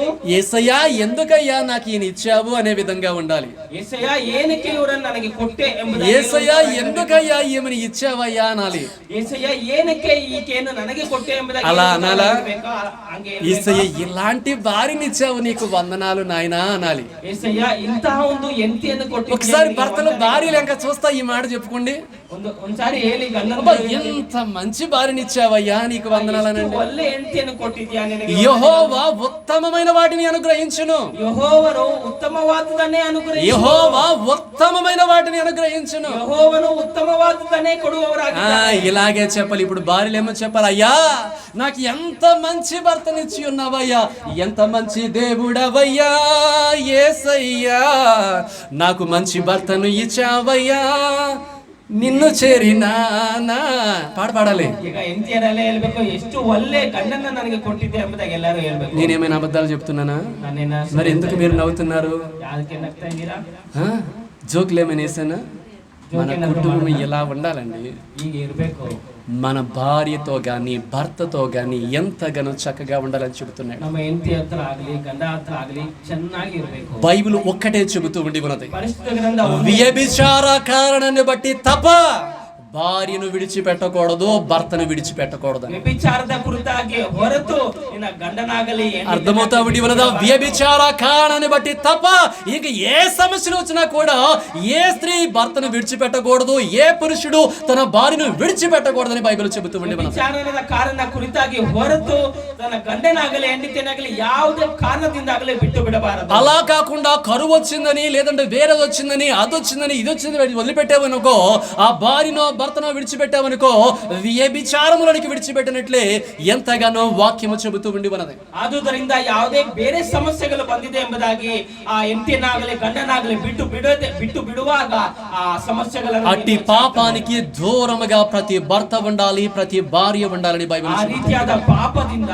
ಎಲ್ಲ ಗಂಡಂದಿರಾಗಲಿ ಹೆಂಡತಿಯರಾಗಲಿ ದೂರವಿರಬೇಕೆಂಬುದಾಗಿ ವಾಕ್ಯ. వారిద్దరి మధ్యలో బట్టి ఐక్యతను బట్టి దేవుడు వారిద్దరిని కూడా దీవించిన వాడిగా ఉండి ఉన్నాడు. ಇಬ್ಬರ ಮಧ್ಯದಲ್ಲಿ ಇರುವಂತಹ ಐಕ್ಯತೆ ಕುರಿತಾಗಿ ಅವರನ್ನು ದೇವರ ಆಶೀರ್ವಾದ. ఆదికాండము 12వ అధ్యాయంలో అబ్రహాము గారిని దేవుడు ఎంతగానో దీవించును అనే మాటల్ని మనము చూస్తా ఉండి ఉన్నాం. ಆದಿಕಾಂಡದಲ್ಲಿ 12ನೇ ಅಧ್ಯಾಯದಲ್ಲಿ ಅಬ್ರಹಾಮನನ್ನು ಎಷ್ಟೋ ಆಳವಾಗಿ ದೇವರು దీవిಸಿದ್ರು. శారా గారు కూడా ఎంతగానో అబ్రహాము గారికి లోబడి యజమానుడా అని పిలవడం ద్వారా దేవుడు ఆమెను కూడా ఆశీర్వదించిన వాడిగా ఉన్నాడు. ಸಹ ಅಬ್ರಹಾಮನನ್ನು ಯಜಮಾನನೇ ಎಂಬುದಾಗಿ ಕರೆಯುವಾಗ ದೇವರು ಸಹ ಆಕೆಯನ್ನು.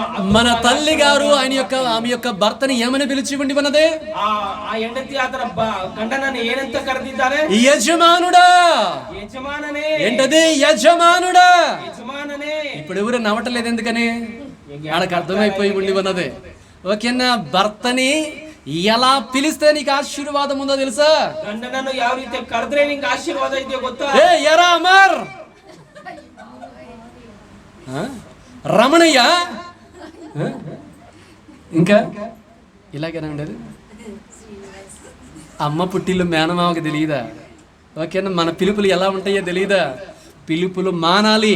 ಆ ಆ ಒಂದು ಕರೆ ಅನ್ನೋದು ಬದಲಾವಣೆ ಆಗಬೇಕು. మా అమ్మ యజమానుడా అని పిలిచి ఉన్నది. ನಮ್ಮ ಅಮ್ಮ ಯಜಮಾನನೇ ಎಂಬುದಾಗಿ అప్పుడు దేవుడు నాన్న దగ్గరికి వచ్చి ఏమని చెప్పి ఉన్నాడు, నేను ఆమెను ఆశీర్వదించదును అన్నాడు. ಆಗ ದೇವರು ಆ ತಂದೆಯ ಬಳಿ ಬಂದು ಏನ್ ಹೇಳ್ತಾ ಇದ್ದಾರೆ, ನಾನು ಆಕೆಯನ್ನು నీ ಆಶೀರ್ವದಿಸಿದ್ದೇನೆ. భార్య నిన్ను ఎంతగానో ప్రేమించుచున్నది, నీ భార్య చక్కగా యజమానుడా అని పిలుస్తూ ఉన్నది, నీ భార్య ఎలాంటి శ్రమల్లోనైనా కూడా నీతోనే ఉన్నది, కాబట్టి నేను ఆమెను ఆశీర్వదించాలనుకుంటున్నానని చెప్పేసి దేవుడు అబ్రహాము గారి దగ్గరికి వచ్చి చెబుతున్నాడు, నేను ఆమెను ఆశీర్వదించదును అని. ನಿನ್ನ ಹೆಂಡತಿ ಎಷ್ಟೋ ಚೆನ್ನಾಗಿ ನಿನ್ನನ್ನು ಕರೀತಾ ಇದ್ದಾರೆ, ನಿನ್ನ ಎಷ್ಟೋ ಹೆಂಡತಿ ಆ ಸಮಯಗಳಲ್ಲಿ ಕೂಡ ಚೆನ್ನಾಗಿ ನಿನ್ನ ಬಲಿ ಇದ್ದಾಳೆ.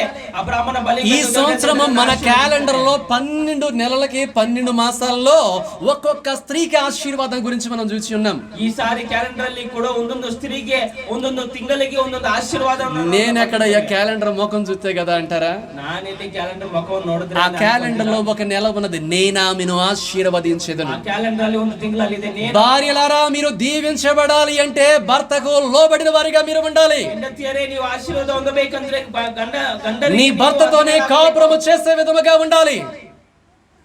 నీ భర్తతోనే కాపురము చేసే విధముగా ఉండాలి. గండనొట్టిగే నీవు కాపురం ಮಾಡುವವರು. శ్రమలు వచ్చినా, బాధలు వచ్చినా, పరిస్థితులు ఎలా ఉన్నా కూడా నీవు నీ వారితోనే ఎంతగానో నువ్వు కలిసిమెలిసి ఉండాలని దేవుడు చెబుతున్నాడు. ಶ್ರಮೆಗಳಾಗಲಿ ಬಾಧೆಗಳಲ್ಲಿ ಬಂದರೂ ಕೂಡ ನೀವು ಒಬ್ಬರಾಗಿ ಗಂಡ ಹೆಂಡತಿಯರಾಗಿ ನೀವು ಯಾವಾಗಲೂ ಜೀವಿಸಬೇಕು. కలిసి ఉండాలి అనుకున్న వారిని దేవుడు దీవించి వాడిగా ఉంటాడు. ಜೊತೆಯಲ್ಲಿ ಇರಬೇಕೆಂಬುದಾಗಿ ಅಂದುಕೊಳ್ಳುವವರನ್ನು అర్థమవుతా ఉన్నదా? కలిసిమెలిసి ఉండాలి అనుకున్న వారిని దేవుడు దీవించి వాడిగా ఉంటాడు. ಏನು ಒಬ್ಬರಾಗಿ ಜೊತೆಯಲ್ಲಿ ಜೀವಿಸಬೇಕೆಂಬುದಾಗಿ ಅವರನ್ನು ಮಾತ್ರ ದೇವರು ಆಶೀರ್ವಾದ ಮಾಡ್ತಾರೆ. దేవుడు ఆమెను ఆశీర్వదిస్తానని చెప్పి ఉన్నాడు, నిశ్చయముగా ఆశీర్వదించిన వాడిగా ఉన్నాడు. సాధారణ ఆశీర్వాద ಮಾಡ್ತೀನಿ ಎಂಬುದಾಗಿ ಏನಿದ್ದಾರೆ, ನಿಶ್ಚಯವಾಗಿ శారా గారు ఆశీర్వాదం పొందుకొని ఉన్నదా లేదా? ಶಾರಲು ಆಶೀರ್ವಾದ ಹೊಂದಿಕೊಂಡ್ಲಾ ಇಲ್ವಾ? అనేక మందికి ఆశీర్వాదకరముగా ఉన్నదా లేదా? అనేకರಿಗೆ ఆశీర్వాదకరವಾಗಿ ఇత్తా ఇల్వా? నిన్నే యెషయా గ్రంథములో మనము చూచి ఉన్నాము, ఇదిగో నీ తండ్రి వంటి అబ్రహామును చూడు, నిన్ను కన్న వంటి శారాను చూడు అంటున్న వాడిగా ఉండి ఉన్నాడు.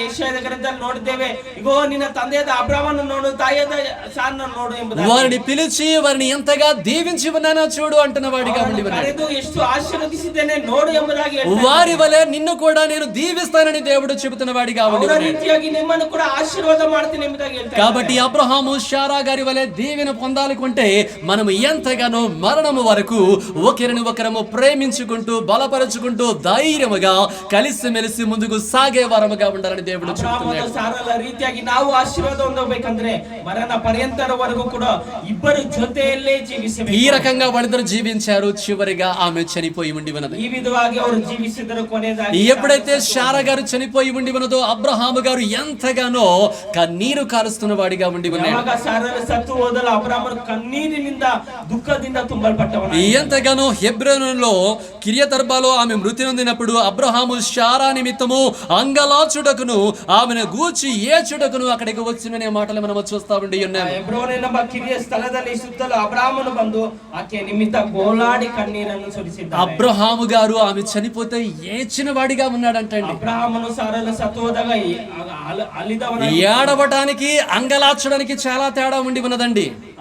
కన్నీరు బిడువుదకాగ్లి అంగలార్చుదకాగ్లి ఏడ్చేది ఎవరైనా కూడా చనిపోయారని చూస్తే ఏడుపు వచ్చేస్తా ఉంటది. ಯಾರಾದ್ರೂ ಸತ್ತವರಾಗಿದ್ರೆ ఈ అంగలార్పు అనేది వారు కలిగి ఉన్న ప్రేమను బట్టి వస్తా ఉంటది. ఈ గోలాడుదు ಅನ್ನೋದು ಅವರ ಮೇಲೆ ಇಟ್ಟಿರುವಂತ శారా గారిని అబ్రహాము గారు ఎంతగానో అమితముగా ప్రేమించిన వాడిగా ಸಾರಲನ್ನು ಅಬ್ರಹಾಮನು ಎಷ್ಟೋ ಆಳವಾಗಿ ಪ್ರೀತಿ ಮಾಡಿದನು. ఎంతగానో ప్రేమించాడు కాబట్టి ఆమె మరణాన్ని తట్టుకోలేక అంగలారుస్తూ ఏడుస్తున్న వాడిగా ఉన్నట్లు మనం చూస్తా ఉన్నాం. ಪ್ರೀತಿಸಿದ್ದರಿಂದಲೇ ಸಾರಲು ಸತ್ತು ಹೋದಾಗ ಕಣ್ಣೀರಿನಿಂದ ಗೋಲಾಟದಿಂದ ಅಳುತ್ತಾ ಇದ್ದ. పోతే పోయింది, నన్ను బాధ పెట్టిన ఆమె ఇంకా మాటలు లేవు, ఏం సూటిపోటి మాటలు లేవులే, పోతే పోయింది అనుకుని ఏమని అనుకున్నాడా?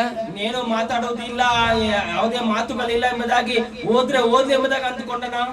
ఆమె నా ప్రియురాలు అనుకున్నాడు, ನನ್ನ ಪ್ರೀತಿಯ నా భార్య అనుకున్నాడు, ನನ್ನ దేవుడు నాకు అనుగ్రహించినటువంటి ఆణి ముత్యము అనుకున్నాడు, ದೇವರು ನನಗೆ ಕೊಟ್ಟಂತ ಒಂದು ಮುತ್ಯ ಎಂಬುದಾಗಿ దేవుడు నాకు ఇచ్చిన గొప్ప ఆశీర్వాదం అనుకున్నాడు. ದೇವರು ನನಗೆ ಕೊಟ್ಟಂತ ದೊಡ್ಡ ಆಶೀರ್ವಾದ అలా అనుకుని ఆమె మరణాన్ని తట్టుకెళ్ళాక ఎంతగానో రోధించిన వాడిగా ఉన్నాడు. ಆ ರೀತಿಯಾಗಿ ತಿಳಿದುಕೊಂಡು ಆ ಮರಣಕ್ಕೆ ಆಗದೆ ಗೋಲಾಡ. వాళ్ళు కలిసి ఎన్నో సంవత్సరాలు జీవించి ఉండి ఉన్నారు. ఆమె చనిపోతే తట్టుకోలేక ఏడుస్తున్నారు. ಅವರು ಜೊತೆಯಾಗಿ ಎಷ್ಟೋ ವರ್ಷಗಳು ಜೀವಿಸಿದರು. ಸತ್ತು ಹೋದಾಗ ఈ ఇద్దరి ద్వారా మనకి తెలియచ్చింది ఏంటంటే మరణము వరకు భార్య భర్తలు కలిసిమెలిసి ಇದ್ರ ఉండాలి. ಮೂಲಕವಾಗಿ ನಮಗೆ ತಿಳಿಯಪಡಿಸಿದ್ರು ಏನಂದ್ರೆ ಮರಣ కష్టాలు వచ్చినా శ్రమలు వచ్చినా కలిసిమెలిసే ఉండాలని. ಕಷ್ಟ ಬಂದರೂ ಶ್ರಮೆ ಬಂದರೂ ಜೊತೆಯಲ್ಲೇ ఆర్థిక సమస్యలు వచ్చినా అనారోగ్య సమస్యలు వచ్చినా కలిసిమెలిసి ఉండాలని. ಆರ್ಥಿಕ ಸಮಸ್ಯೆ ಬಂದ್ರು ಅನಾರೋಗ್ಯದ ಸಮಸ್ಯೆ ಬಂದ್ರು ಜೊತೆಯಲ್ಲೇ ಜೀವಿಸಿ పిల్లలు కలిగినా కలగకపోయినా కలిసిమెలిసి ఉండాలని. ಮಕ್ಕಳು ಇದ್ದರು ಇಲ್ಲದೆ ಹೋದ್ರು ಜೊತೆಯಲ್ಲೇ ఎవరి చెప్పుడు మాటలు వినకుండా వీళ్ళిద్దరి మధ్య అట్టి ఐక్యతను కలిగిన వారిగా ఉండాలని. ಯಾರು ಹೇಳಿದಂತ ಮಾತುಗಳು ಕೇಳಿಸಿಕೊಳ್ಳದೆ ಐಕ್ಯತೆಯಲ್ಲಿ ಜೀವಿಸಬೇಕು. ఇలా ఉండడానికి మన కుటుంబాన్ని సరి చేసుకోవడానికి ప్రయత్నం చేయండి. ఎందుకు రావు అబ్రహాము గారి ఆశీర్వాదం? ಈ ರೀತಿಯಾಗಿರುವುದಕ್ಕೆ ನಾವು ಕುಟುಂಬ ಸಮೇತವಾಗಿ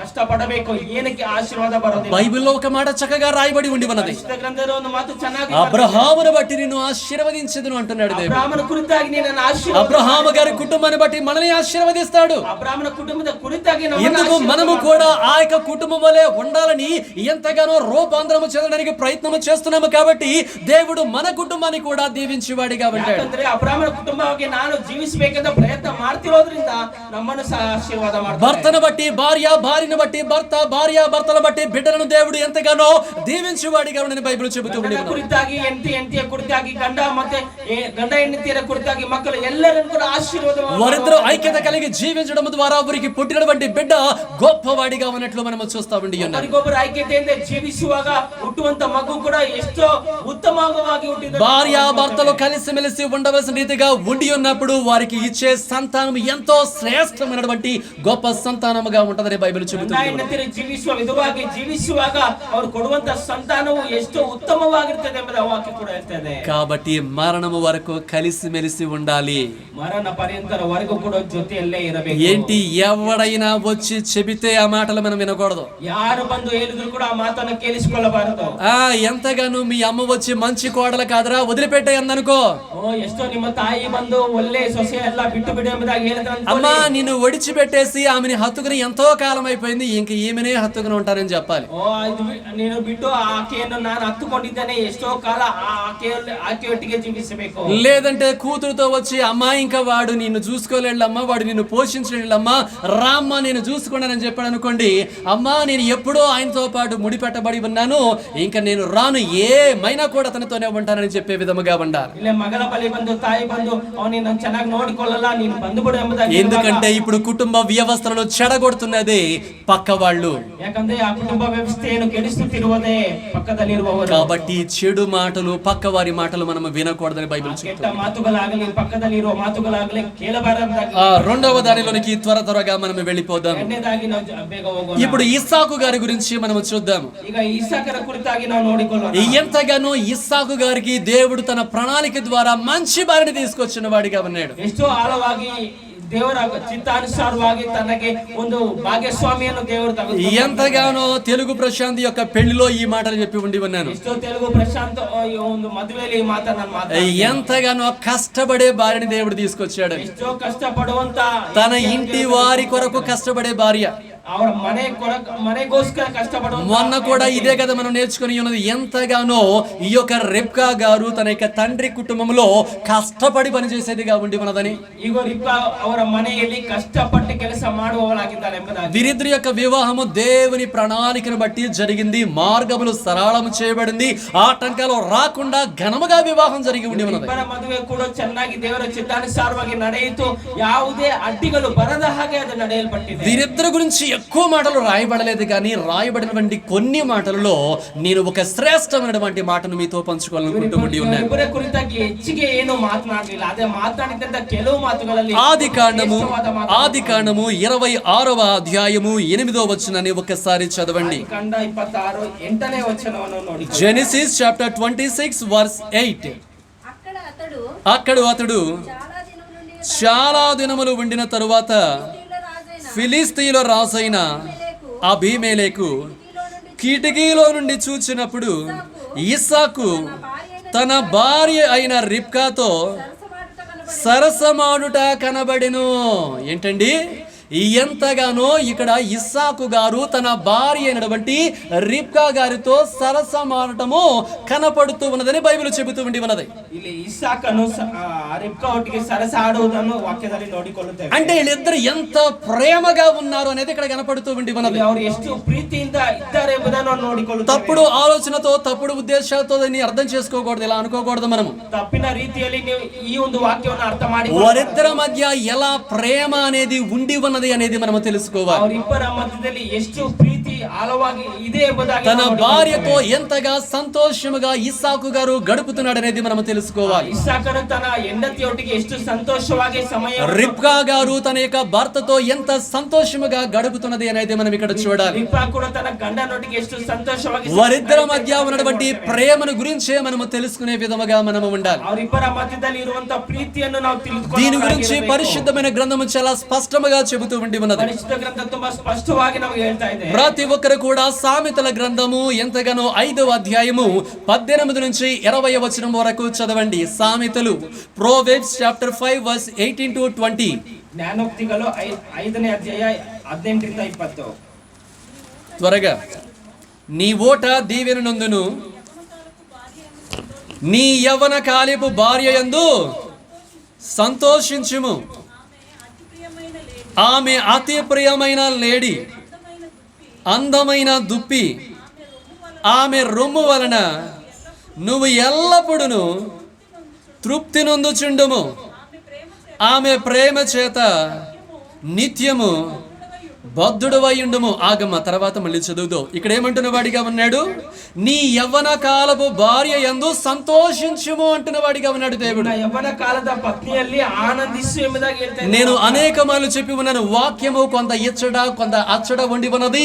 ఆ వాక్యాన్ని మనము సందర్భాన్ని బట్టి మనము ఎంతగానో పెట్టుకుని ఆ రకముగా ఉండాలి అని ನಾನು ಅನೇಕ ಬಾರಿ ಹೇಳಿದ್ದೇನೆ. ವಾಕ್ಯ ಇಲ್ಲಿ ಸ್ವಲ್ಪ ಅಲ್ಲಿ ಸ್ವಲ್ಪ ಇದೆ, ಆ ಸಂದರ್ಭ ಮೂಲಕವಾಗಿ ನಾವು ತೆಗೆದುಕೊಂಡು ನಾವು ಅರ್ಥ ಮಾಡಿಕೊಳ್ಳಬೇಕು. ఇక్కడ ఇస్సాకు గారికి రిబ్కా గారికి మధ్య ఉన్నటువంటి ఆ ప్రేమ బంధాన్ని మనము పరిశీలన చేసుకోవాలి. ಇಲ್ಲಿ ಇಸಾಕನ ಮತ್ತೆ ರಿಬ್ಕಾನ ಮಧ್ಯದಲ್ಲಿ ಇರುವಂತ ಆ ಪ್ರೀತಿಯನ್ನು ನಾವು ತೆಗೆದುಕೊಳ್ಳೋಣ. ఎంతగా సంతోషముగా జీవిస్తున్నారు అనేది మనం చూడాలి. ಎಷ್ಟೋ ಸಂತೋಷವಾಗಿ ಜೀವಿಸ್ತಾ ಇದ್ದಾರೆ. ఒకరిని ఒకరు ఎడబాయక ఒకరి మీద ఒకరు కలిసి ఎంతగానో సంతోషముగా ఉన్నట్లు మనం చూస్తా ఉండి ఉన్నాం. ಒಬ್ಬರಿಗೊಬ್ಬರು ಬಿಟ್ಟು ಬಿಡದೆ ಒಬ್ಬರಿಗೊಬ್ಬರು ಸಂತೋಷದಿಂದ ಜೀವಿಸಿ ప్రభు అదే చెబుతున్న వాడిగా ఉన్నాడు, నేను నీకు భార్యనిచ్చి ఉన్నాను కదా, నీ భార్య యందు ఎంతగానో సంతోషించు అంటున్న వాడిగా ఉన్నాడు. ಅದೇ ಹೇಳ್ತಾ ಇದ್ದಾರೆ, ನಿನಗೆ ಎಂತಿಯನ್ನು ಕೊಟ್ಟಿದ್ದೇನೆ, ಎಂತಿಯ ಮೂಲಕವಾಗಿ ನೀ ಸಂತೋಷವಾಗಿ. ఇక్కడ ఉన్న ప్రతి ఒక్క భర్త తెలుసుకోవాల్సిన విషయం ఇదేనండి. ಇಲ್ಲಿರುವಂತ ಪ್ರತಿಯೊಂದು ಗಂಡಂದಿರು ತಿಳಿದುಕೊಳ್ಳಬೇಕು. నీకు ఇచ్చినటువంటి భార్యను బట్టి సంతోషించుము అంటున్న వాడిగా ఉన్నాడు.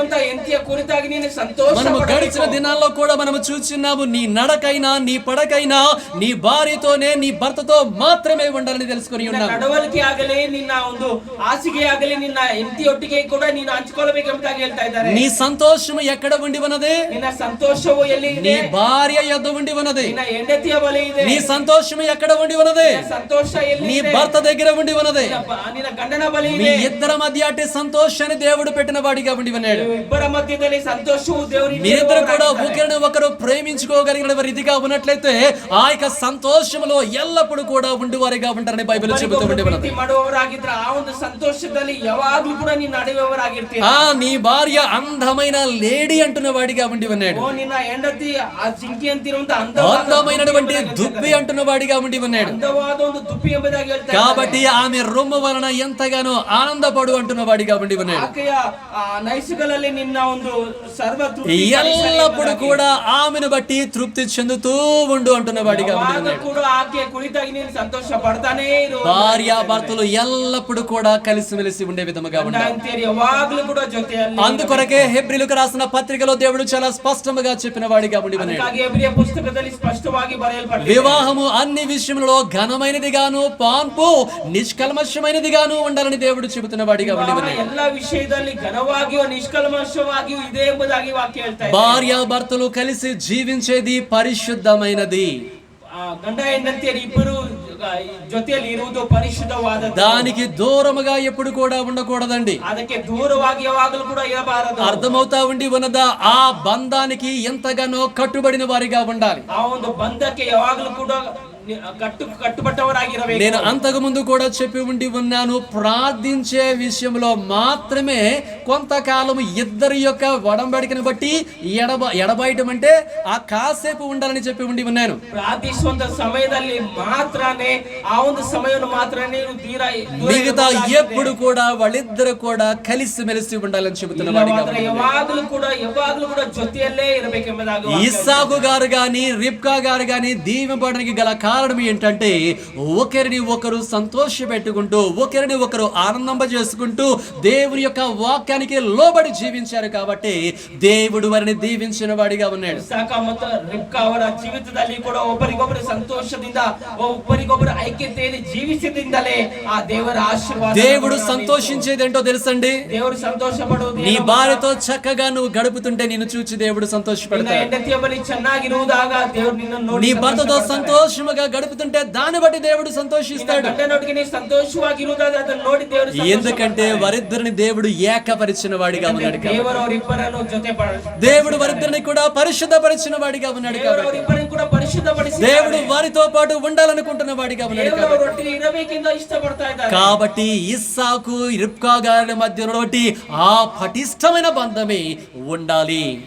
ఇస్సాకు ಮತ್ತೆ రిబ్కా బలిಯಲ್ಲಿ ఇರುವಂತ ఆ ಒಂದು బంధವೇ ಎಲ್ಲರೊಟ್ಟಿಗೆ ಇರಬೇಕು. వారితో ఏమి సరసాలు ఆడతాములే, పక్కింటి వాళ్ళతో ఆడదాము లేదంటే వేరే వాళ్ళతో ఆడదామని ఆడావో నీ ఆట నిన్ను నాశనం వైపుకి తీసుకుని వెళుతూ ఉండి ಅವರೊಟ್ಟಿಗೆ ಏನ್ ಸರಸ ಆಡ್ಬೇಕು ಬೇರೆಯವರಿಗೆ ಆಡೋಣ ಎಂಬುದಾಗಿ ನೀವು ಅಂದುಕೊಳ್ಳುವುದಾದ್ರೆ ನಿಮ್ಮ ಒಂದು ಜೀವಿತ ಅನ್ನೋದನ್ನು అర్థమవుతా ఉండి ఉన్నదా? ఏ భర్త అయినా కూడా తన భార్యను విడిచిపెట్టి తన భార్య యందు సంతోషించకుండా వేరే స్త్రీ యందు సంతోషిద్దామని వెళితే దేవుడు వాడిని వ్యభిచారి అంటున్న వాడిగా ఉన్నాడు. వాడిని సర్వనాశనము దేవుడు చేయవాడిగా ఉండి ఉన్నాడు. ಗಂಡಂದರ ತಿಳಿದುಕೊಳ್ಳಿ, ನಿನ್ನ ಹೆಂಡತಿಯನ್ನು ಬಿಟ್ಟು ಬೇರೆಯವರೊಟ್ಟಿಗೆ ಸರಸ ಆಡುವಂತೆ ಓಡುವುದಾದ್ರೆ ಅವರು ನಾಶನಕ್ಕೆ ನಡೆಸುತ್ತಾರೆ. ದೇವರು ಅವರನ್ನು ಬಿಟ್ಟು ಬಿಡೋದಿಲ್ಲ. నేను మొన్న ఒక రాజు గురించి వాక్యాన్ని ధ్యానం చేస్తూ ఉండి ఉన్నాను. ನಾನು ಮೊನ್ನೆ ಒಂದು ರಾಜನ ಕುರಿತಾಗಿ ವಾಕ್ಯವನ್ನು ಸಾರ್ತಾ ಇದ್ದೆ. అతడు దేవుని మాటకు లోబడలేదు కాబట్టి దేవుడు అతన్ని శిక్షించి మరణానికి అప్పచెప్పి ఉన్నాడంట. ದೇವರ ಮಾತಿಗೆ ಕಿವಿಗೊಡಲಿಲ್ಲ, ತಗ್ಗಿಸಿಕೊಳ್ಳಲಿಲ್ಲ, ಮರಣಕ್ಕೆ ಒಪ್ಪಿಸಿ. అర్థమవుతా ఉన్నదా? ఆ రాజు దేవుని యొక్క మాటలకు విధేయత చూపించలేదు కాబట్టి దేవుడు అతన్ని శిక్షించి మరణానికి అప్పచెప్పి ఉన్నాడనే మాట రాయబడి ఉన్నది. ಆ ರಾಜನು ದೇವರ ಮಾತಿಗೆ ಕಿವಿಗೊಡಲಿಲ್ಲ, ವಿಧೇಯನಾಗಲಿಲ್ಲ, ಆತನನ್ನು ಮರಣಕ್ಕೆ ಒಪ್ಪಿಸಿದನೆಂಬುದಾಗಿ ఈ మాటని ఇక్కడ మనం పెట్టుకోవడం ఎంతగానో చక్కగా ఉంటదండి. ಆ ಮಾತುಗಳಲ್ಲಿ ಇಟ್ಟುಕೊಳ್ಳುವುದು ಎಷ್ಟೋ ಒಳ್ಳೆಯದಾಗಿದೆ. నీ భార్యతో సంతోషించుము, నీ భర్తతో సంతోషించుమని దేవుని యొక్క మాటను మీరి నువ్వు వెళ్ళి ఉన్నట్లయితే నిశ్చయముగా దేవుడు నిన్ను శిక్షించి వాడిగా ఉంటాడు. దేవుడు నిన్ను మరణానికి కూడా అప్పచెప్పు విషయంలో ఆయన వెనకడుగు వేడిని కూడా మనం తెలుసుకోవాలి. ಗಂಡನೊಟ್ಟಿಗೆ ಆಗಲಿ ಹೆಂಡತಿಯೊಟ್ಟಿಗೆ ಆಗಲಿ ನೀವು ಸಂತೋಷ ಪಡದೆ ಬಿಟ್ಟು ಬೇರೆಯವರೊಟ್ಟಿಗೆ ಸಂತೋಷ ಪಡೋದಕ್ಕೆ ಹೋದ್ರೆ ಈ ವಾಕ್ಯವು ಇಲ್ಲಿ ಇಡುತ್ತೇನೆ, ಖಚಿತವಾಗಲಿ ನಿನ್ನನ್ನು ಮರಣಕ್ಕೆ ಒಪ್ಪಿಸಿಕೊಡ್ತಾನೆ. ఆయన ఎంత ప్రేమించే దేవుడై ఉన్నాడు అంతగా కోపపడే దేవుడు కూడా. ಎಷ್ಟು ಆಳವಾಗಿ ಪ್ರೀತಿಸುವವರಾಗಿದ್ದಾರೋ ಅಷ್ಟೇ ಕೋಪ ಪಡುವವರು. ఆయన ప్రేమలోనే నిలబడతాము గానీ ఆయన కోపానికి ఎవడు కూడా నిలబడలేడని బైబిల్ చెబుతుంది. నేను మీకు చెప్పి ఉన్నాను, ఒక సందర్భంలో ఆయన వెళుతుంటే ఆయన చూచి సముద్రము దారి చేసి ఉండి ఉన్నదని. ನಾನು ಹೇಳಿದ್ದೇನೆ, ಅವರು ನಡೆದುಕೊಂಡು ಹೋಗುವಾಗ ಸಮುದ್ರವು ದಾರಿ ಕೊಟ್ಟು ಇದೆ ಎಂಬುದಾಗಿ. సమస్తానికి భయము ఉండి ఉన్నది. సమస్తకు భయం. ఈ రోజు దేవుని యొక్క బిడ్డల వంటి భార్య భర్తలు దేవుని భయాన్ని కలిగి ఉండి నా దేవుడు నా భార్యతో సంతోషించమన్నాడు, దేవుడు నా భర్తతో సంతోషించమని ఉండి ఉన్నాడని చెప్పుకుంటూ ఆ వాక్యానికి లోబడి ఒకరిని ఒకరు ప్రేమించుకుంటూ చక్కగా మాట్లాడుకుంటూ చక్కగా జీవిస్తూ ఉంటే నిశ్చయముగా ఆ గుడారాన్ని దేవుడు ఎంతగానో దీవించి వాడిగా ఉంటాడు. ಈ ದಿನದ ಗಂಡ ಹೆಂಡತಿಯರು ಅದೇ ರೀತಿಯಾಗಿ ಸಂತೋಷ ಪಡುವವರಾಗಿರ್ಬೇಕು. ಯಾಕಂದ್ರೆ ನನ್ನ ದೇವರು ಎಲ್ಲಿದ್ದಾರೆ, ಗಂಡನೊಟ್ಟಿಗೆ ಸಂತೋಷವಾಗಿರ್ಬೇಕು, ಹೆಂಡತಿಗೆ ಸಂತೋಷವಾಗಿರ್ಬೇಕು. ಆ ಭಯದಿಂದಲೇ ನಾವು ನಡೆಯಬೇಕು. ఎప్పుడు ఒకరిని ఒకరు తృప్తి చెందుతూ సంతోషముగా గడపాలంటారు. ಯಾವಾಗಲೂ ಜೊತೆಯಲ್ಲಿದ್ದು ಸಂತೋಷವಾಗಿ ಸಮಯವನ್ನು ಕಳೆಯಬೇಕು. ఎంతగానో ఆమె రొమ్ము వలన నువ్వు ఎల్లప్పుడూ తృప్తి నొందు అంటున్నాడు. ಆ ಒಂದು ರೊಮ್ಮಿನಲ್ಲಿ ಯಾವಾಗಲೂ ಕೂಡ ಸಂತೋಷ ಪಡು ಎಂಬುದಾಗಿ, ఆమె ప్రేమ చేత నిత్యము బద్ధుడు అయి ఉండుము అంటున్నాడు. ಆ ಪ್ರೀತಿಯಲ್ಲಿ ನಿತ್ಯವೂ ನೀನು ಭದ್ರನಾಗಿದ್ದೆ ಎಂಬುದಾಗಿ ಹೇಳ್ತಾ ಇದ್ದಾರೆ. భద్రం కాదు, బద్ధుడు అయి ఉండుము ನೀನು ಬದ್ಧನಾಗಿರು ಎಂಬುದಾಗಿ. అంటే ఏందండి? ಅಂದ್ರೆ ಏನು? బద్ధుడు అయి ఉండమంటే ఏంటి? మా ఆవిడ ఏమని చెప్తుంది చూడండి, సరెండర్ అయిపోవాలంట నేను. ఓకేనా? నిజమే, బైబిల్ చెప్తుంది అదే. నీ భార్య ప్రేమకు కట్టుబడిపోయింది చక్కగా, ఆమె ప్రేమలోనే ఉండిపోతుంది. నేను చెబుతున్న మాట కాదు, భర్తలు అందరూ కూడా ఈ మాట అండర్లైన్ చేసుకోండి. 19వ వచనము చివర్లైను ఆమె ప్రేమ చేత నిత్యము బద్ధుడు. ఆయనకి పెన్నంటి ఇయ్యండి అమ్మా, కొత్త పెళ్లి కొడుకో. చేసుకున్నావా? చేసుకున్నాడంట. నిత్యము బద్ధుడవై ఉండుము అంటున్నాడు. ಆಕೆಯ ಪ್ರೀತಿಯಲ್ಲಿ ನಿರಂತರವಾಗಿ భర్తలారా ఏం చెబుతున్నాడు? ಗಂಡಂದಿರ ಏನ್ ಹೇಳ್ತಾ ಇದ್ದಾರೆ ವಾಕ್ಯ? పాస్టర్ గారు మీకేం తెలుసు మా ఆవిడ ప్రేమ అంటారా? ಪಾಸ್ಟರ್ ನನಗೆ ಹೆಂಗ್ ಗೊತ್ತು ನನ್ನ మా ఆవిడ ప్రేమ అట్ల కాడ ప్రేమ అయ్యా అంటారా? ನನ್ನ ಹೆಂಡತಿಯ ಪ್ರೀತಿ ಆ ರೀತಿ, మా ఆవిడ ప్రేమ వేరే విధముగా ఉంటది అంటారా? ನನ್ನ ಹೆಂಡತಿಯ ಪ್ರೀತಿ ಬೇರೆ ವಿಧವಾಗಿ, ఏమి వడ్డిస్తే అది తినండి అంతే, ಏನ್ ಇಟ್ರೆ ಅದನ್ನ ತಿನ್ನಿ, ఏం పెడితే తినండి అంతే. ಏನ್ ಇಟ್ರೆ ಅದನ್ನ ತಿನ್ರಿ. బద్ధుడువై ఉండమన్నాడు దేవుడు. ಲೀನವಾಗಿರ್ಬೇಕೆಂಬುದಾಗಿ. అలా ఉన్నావా ఆశీర్వాదము, ಆ ರೀತಿಯಾಗಿದೆ ಆಶೀರ್ವಾದ. లేదంటే అట్లు మీద అట్లు, దోశల మీద దోశలు, దోశలే దోశలు, దోశలే దోశమ్మ దోశ, మినపప్పు దోశ అన్నట్టు ఇంకా అలాగే ఉంటదన్నమాట. ಇಲ್ಲವಾದ್ರೆ ಬರೀ ದೋಸೆ ದೋಸೆ ದೋಸೆ ಪ್ರತಿದಿನ ದೋಸೆ. ప్రేమలో ఉన్నావా చక్కగా నీ జీవితం అంతా హ్యాపీ. ಪ್ರೀತಿಯಲ್ಲಿ ಇರ್ತೀಯ, ಜೀವಿತವೆಲ್ಲ ఎక్కడైనా పక్క చూపు చూసావా అయిపోయావే. ಇಲ್ಲ ಬೇರೆ ಕಡೆ ನೀನೇನಾದ್ರೂ ನಿನ್ನ ದೃಷ್ಟಿಯನ್ನು ಇಟ್ಟಿದ್ಯಾ, అదే చెబుతున్నాడు దేవుడు. ಅದೇ ಹೇಳ್ತಾ ಇದ್ದಾರೆ ದೇವರು. ఇది అయిన తర్వాత ఏమంటున్నాడు? నా కుమారుడా, జార స్త్రీ యందు నీ వేల బదులు అయ్యుందువు, పరస్త్రీ రొమ్ము నీ వేల కౌగలించుకుందువు అంటున్నాడు. ಮಗನೇ, ಏಕೆ ಪರಸ್ತ್ರೀಯಲ್ಲಿ ಗಮನಗೊಳ್ಳುವಿ, ಅನ್ಯರ ಎದೆಯಲ್ಲಿ ದೊಬ್ಬಿಸಿಕೊಳ್ಳುವುದೇ? ఏమని చెబుతున్న వాడిగా ఉన్నాడు? పరాయి యొక్క స్త్రీ యొక్క రొమ్ముని నువ్వు ఎలా తాగుతావు అంటున్న వాడిగా ఉండి ఉన్నాడు. ಬೇರೆ ಒಂದು ಸ್ತ್ರೀಯ ಒಂದು ರೊಮ್ಮನ್ನು ನೀನು ಹೇಗೆ నీ భార్య యందు సంతోషించమని నేను చెబుతూ ఉంటే పరాయి యొక్క స్త్రీ విషయంలో నువ్వు ఎందుకు అడుగు వేస్తున్నావు అంటున్న వాడిగా ఉండి ఉన్నాడు. ಹೆಂಡತಿಯ ಬಳಿ ನೀನು ಸಂತೋಷವಾಗಿರು ಎಂಬುದಾಗಿ ನಾನು ಹೇಳ್ತಾ ಇದ್ರೆ, ಬೇರೆ ಸ್ತ್ರೀಯೊಟ್ಟಿಗೆ ನೀನು ಏಕೆ ನಿನ್ನ ಗಮನವನ್ನು ಹೋಗ್ತೀಯ? వేరే స్త్రీతో సాంగత్యము ఏర్పరచుకున్న ప్రతి ఒక్కడు కూడా వ్యభిచారని బైబిల్ చెబుతూ ఉంది. ಸ್ತ್ರೀಯೊಟ್ಟಿಗೆ ಸಂಬಂಧ ಇಟ್ಕೊಂಡ ಪ್ರತಿಯೊಂದು ಗಣ ಕೂಡ, దేవుడు అసహించుకునే క్రియలో వ్యభిచారము ప్రథమ స్థానంలో కనబడుతూ ఉంటది. ದೇವರು ಅಸಹಿಸಿಕೊಳ್ಳುವಂತ ಕಾರ್ಯದಲ್ಲಿ ಆ ವ್ಯಭಿಚಾರಿ, ఆ వ్యభిచారము జారత్వములో ఉండకూడదనే దేవుడు వివాహ వ్యవస్థలోనికి అనేక మందిని నడిపించుచున్న వాడిగా ఉండి ఉన్నాడు. ಜಾರತ್ವ ಇರಬಾರದೆಂದೇ ಅನೇಕರನ್ನು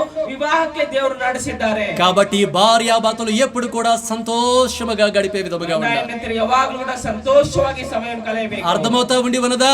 ఎంతగానో ప్రేమించే విధముగా మనం ఉండాలి. ఆಳವಾಗಿ ಪ್ರೀತಿಸುವವರಾಗಿ ನಾವು ಇರಬೇಕು. మీకు తెలుసా లేదా? మన ప్రభువుని వంటి యేసయ్య మనందరికి కూడా భర్త అయి ఉన్నాడు. ನಿಮ್ಗೆ ಗೊತ್ತಾ ಇಲ್ವಾ? ನಮ್ಮ ಯೇಸು ಕ್ರಿಸ್ತ ನಮಗೆ ಗಂಡನಾಗಿ ಇದ್ದಾನೆ. తెలుసు కదా, యేసయ్య మనకి భర్త అయి ఉన్నాడు. ಯೇಸುವೇ ನಮಗೆ ಗಂಡನಾಗಿ నిన్ను సృష్టించిన వాడు నీకు భర్త అయి ఉన్నాడని బైబిల్ చెబుతూ ఉండి ఉన్నది. ನಿನಗೆ ಗಂಡನಾಗಿದ್ದಾನೆ ಎಂಬುದನ್ನು మనము భార్య అయి ఉండి ఉన్నాము. ನಾವು ఈ రోజు మనం యేసుని ఎలా ప్రేమిస్తూ ఉండి ఉన్నాము? ಈ ದಿನ ದೇವರನ್ನು ಯಾವ ರೀತಿ ನಾವು అయ్యా నీవు తప్ప నాకు ఇంకెవ్వరు కూడా లేరయ్యా అంటూ ఉండి ఉన్నాము. ಯೇಸುವೇ ನೀನು ತಪ್ಪ ನಮಗೆ ಬೇರೆ అయ్యా ಯಾರು ಇಲ್ಲ. నీవుంటే చాలు నా ప్రభు అంటూ ఉండి ఉన్నాము. ನೀನು ನನಗಿದ್ರೆ ಸಾಕು ಎಂಬುದಾಗಿ అవునా కదండి? నీ మాట చాలు అంటూ ఉన్నాము, ಮಾತು ಸಾಕು, నీ చూపు చాలు అంటూ ఉన్నాము, నీ ప్రేమ చాలు, నీ కృప చాలు అంటూ ఉన్నాము. ಪ್ರೀತಿ ನಿನ್ನ ಪ್ರೇಮ ನಮಗೆ ಸಾಕು ಎಂಬುದಾಗಿ ఎవరితో అంటూ ఉన్నాము? ಯಾರ ಬಳಿ ಹೇಳ್ತಾ మన భర్త, మన ప్రభువు, మన తండ్రి వంటి దేవునితో చెబుతూ ఉండి ఉన్నాము. ಗಂಡನಾಗಿರೋ ನಮ್ಮ ದೇವರಾಗಿರೋ ಯೇಸು ಒಟ್ಟಿಗೆ ಹೇಳ್ತಾ ಇದ್ದೇವೆ. ఇక్కడ భార్య స్థానంలో ఉన్న మనము భర్తతో అనగా దేవునితో ఎలాగా పలుకుతున్నాము? ನಾವು ಹೆಂಡತಿಯ ಸ್ಥಾನದಲ್ಲಿ ಇರುವಾಗ ಗಂಡನ ಅಂದ್ರೆ ದೇವರೊಟ್ಟಿಗೆ ನಾವು ಈ ರೀತಿಯಾಗಿ ಮಾತನಾಡಬೇಕು. నీవు తప్ప నాకి లోకంలో ఎవరున్నారయ్యా, నీకు తప్ప నాలో ఎవరికి చోటే లేదయ్యా, నీవు తప్ప నాకి లోకంలో ఎవరున్నారయ్యా, నీకు తప్ప నాలో ఎవరికి చోటే లేదయ్యా, దావీదు కుమారుడా నన్ను దాటిపోకయ్యా, నజరేతువాడా నన్ను విడచిపోకయ్యా, దావీదు కుమారుడా నన్ను దాటిపోకయ్యా, నజరేతువాడా నన్ను విడచిపోకయ్యా. ఈ మాట ఎవరితో అంటున్నాము? మన భర్తతో. ಈ ಮಾತನ್ನು ಯಾರಿಗೆ ಹೇಳ್ತಾ ಇದ್ದೇವೆ? అర్థమవుతా ఉన్నదా? నీ భర్తతో నీవు ఈ మాట చెబుతున్నావు. ಗಂಡನೊಟ್ಟಿಗೆ ಈ ಮಾತನ್ನು ಹೇಳ್ತಾ ಇದ್ದೇವೆ. మరి ఆ భర్తతో కనిపించని ఆ భర్తతో ఈ మాట చెబుతున్నటువంటి నీవు నీకు కనబడే భర్తతో, భార్యతో ఈ రకముగా మాట్లాడుతూ ఉన్నావా? ಕಾಣ್ತಾ ಇರುವಂತ ಆ ಗಂಡನೊಟ್ಟಿಗೆ ಈ ಮಾತನ್ನು ಹೇಳ್ತಾ ಇದ್ದೇವೆ, ಆದ್ರೆ ಕಾಣಿಸುವಂತ ಈ ಗಂಡನೊಟ್ಟಿಗೆ ಈ ಮಾತು ಹೇಳ್ತಾ ಇಲ್ಲವಲ್ಲ. నేనేమి చెబుతున్నానో అర్థమవుతుందని అనుకుంటూ ఉండి ಏನ್ ಹೇಳ್ತಾ ಇದ್ದೇನೆ ಅರ್ಥವಾಗ್ತಿದೆ ಅಂದುಕೊಳ್ತಾ ಇದ್ದೇನೆ. బైబిల్ చెబుతూ ఉండి ఉన్నది, ಪರಿಶುದ್ಧ ಗ್ರಂಥ ಹೇಳ್ತಾ ಇದೆ, నీ కళ్ళ ముందు ఉన్న వాడిని ప్రేమించడం పెట్టినటువంటి నీవు నన్ను ప్రేమించి ఉన్నావని చెబితే ఎలా నమ్ముతాను అంటున్నాడు. ಕಣ್ಣ ಮುಂದೆ ಇರುವಂತವರು ನೀನು ಪ್ರೀತಿಸ್ತೇ ಹೋದ್ರೆ ನನ್ನನ್ನು ಯಾವ ರೀತಿಯಾಗಿ ಪ್ರೀತಿಸ್ತೇ ముందుగా నీ కళ్ళ ముందు దేవుడు పెట్టినటువంటి నీ భర్తను నీ భార్యను ప్రేమించు. ಮೊದಲನೇದಾಗಿ ದೇವರು ನಿನ್ನ ಮುಂದೆ ಇಟ್ಟಿರುವಂತ ಗಂಡನಾಗಿ మీరిద్దరూ కలిసి దేవుడిని ప్రేమించండి.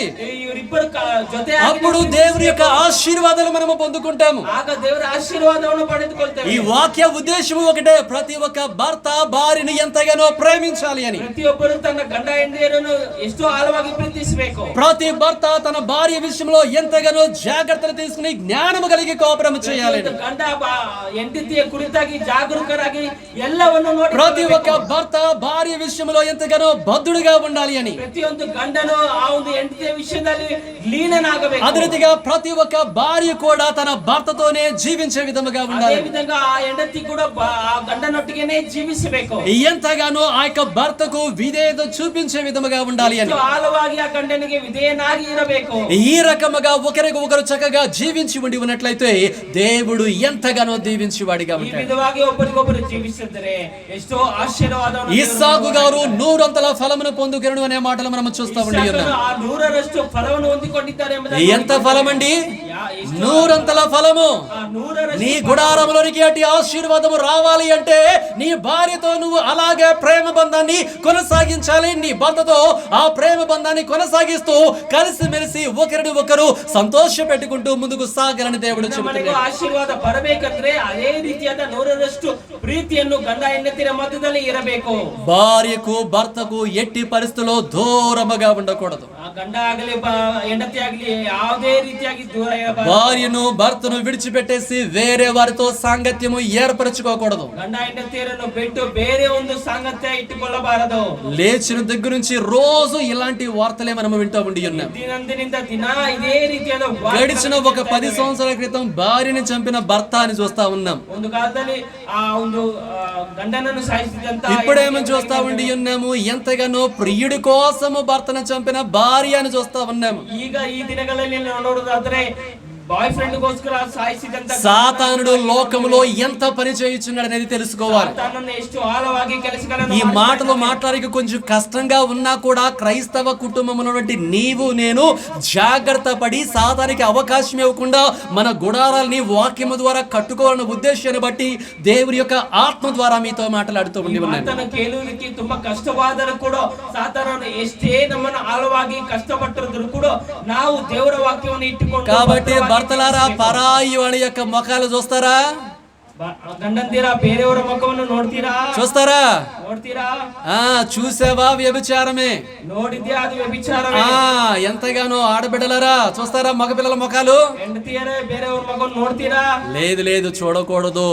ಇಲ್ಲ ನೋಡಬಾರದು. పాపము చేయకూడదు. ಆ ಪಾಪವನ್ನು ಮಾಡಬಾರದು. ఎంతగానో బద్దులుగా ఉండాలంటున్నాడు. ಎಷ್ಟೋ ಲೀನವಾಗಿ ನಾವು ಇರಬೇಕು. నువ్వు ఈ రకముగా భార్య యందు భర్త యందు తృప్తి చెందుతూ ఉన్నావనుకోండి, ಈ ವಿಧವಾಗಿ ಗಂಡನಲ್ಲಿ ಆಗಲಿ ಹೆಂಡತಿಯಲ್ಲಿ ಆಗಲಿ ತೃಪ್ತಿನಾಗಿ అమ్మ 18వ వచనం మొదటి లైన్ చదివమ్మా. ఏమంట ಏನಂತೆ? నీ ఓట చెప్పాలందరూ కూడా. నీ ఓట గట్టిగా మాటలు రావటం లేదు. పెళ్లిళ్ళు అయిన వాళ్ళందరూ కూడా చెప్పాలి. పెళ్లి కాబోసిన వాళ్ళు కూడా చెప్పండి, పర్లేదు. నీ ఓట ఓట దీవెన నొందును అంటే ఏంటంటే అర్థము ఆశీర్వాదం. ఓట అంటే ఓరతా ఉండదు. నువ్వు ఎన్ని తవ్వుకుంటావో, ఎన్ని ఆశీర్వాదాలు పొందుకోండి, ఇంకా ఇంకా ఇంకా ఇంకా అధికమైనటువంటి మేలు దేవుడు కురిపిస్తా ఉంటాడు. ఎంతగానో ఆశీర్వాదకరముగా మనం ఉంటామంట. ఇది నేను చెబుతున్న మాటలండి. దేవుడు ముందు ఒక వాగ్దానాన్ని పెట్టి దాని కింద రాయించి ఉన్నాడు. అమ్మ మళ్ళీ ఒకసారి చదువమ్మా మాటలన్నీ. ఈ మాట అందరూ కూడా జాగ్రత్తగా వినాలి. నీ ఓట దీవెన నందును, నీ యవన కాలపు భార్య యందు సంతోషింపుము. ఆమె అతి ప్రియమైన లేడీ, అందమైన దుప్పి. ఆమె రొమ్ము వలన నీవు ఎల్లప్పుడూ తృప్తి నొందుచుండుము. ఆమె ప్రేమ చేత నిత్యము బద్ధుడు అయ్యుండుము. ఈ మాటలన్నీ కూడా చెప్పి దేవుడు ఏమని వాగ్దానం చేశాడు, ఇలా చేసి చూడు నీ ఓట దీవెన నొందుతుంది అని. ಈ ಮಾತುಗಳನ್ನ ಹೇಳಿ ದೇವರು ಏನೋ ಒಂದು ವಾಗ್ದಾನ ಮಾಡಿದ್ದಾರೆ. ನಿನ್ನ ಬಗ್ಗೆ ఈ ఓట మన ఇంట్లో ఎందుకండి, పక్కింటోడికి ఇచ్చేద్దాం. ಈ ಒಂದು ಬಗ್ಗೆ ನಮಗೆ ಏನಕ್ಕೆ ಬೇರೆಯವರಿಗೆ? ఈ ఓట ఎవరికి? ಈ ಬಗ್ಗೆ ಯಾರಿಗೆ? ఈ ఓట ఎవరికి? నీ పక్కోళ్ళకి.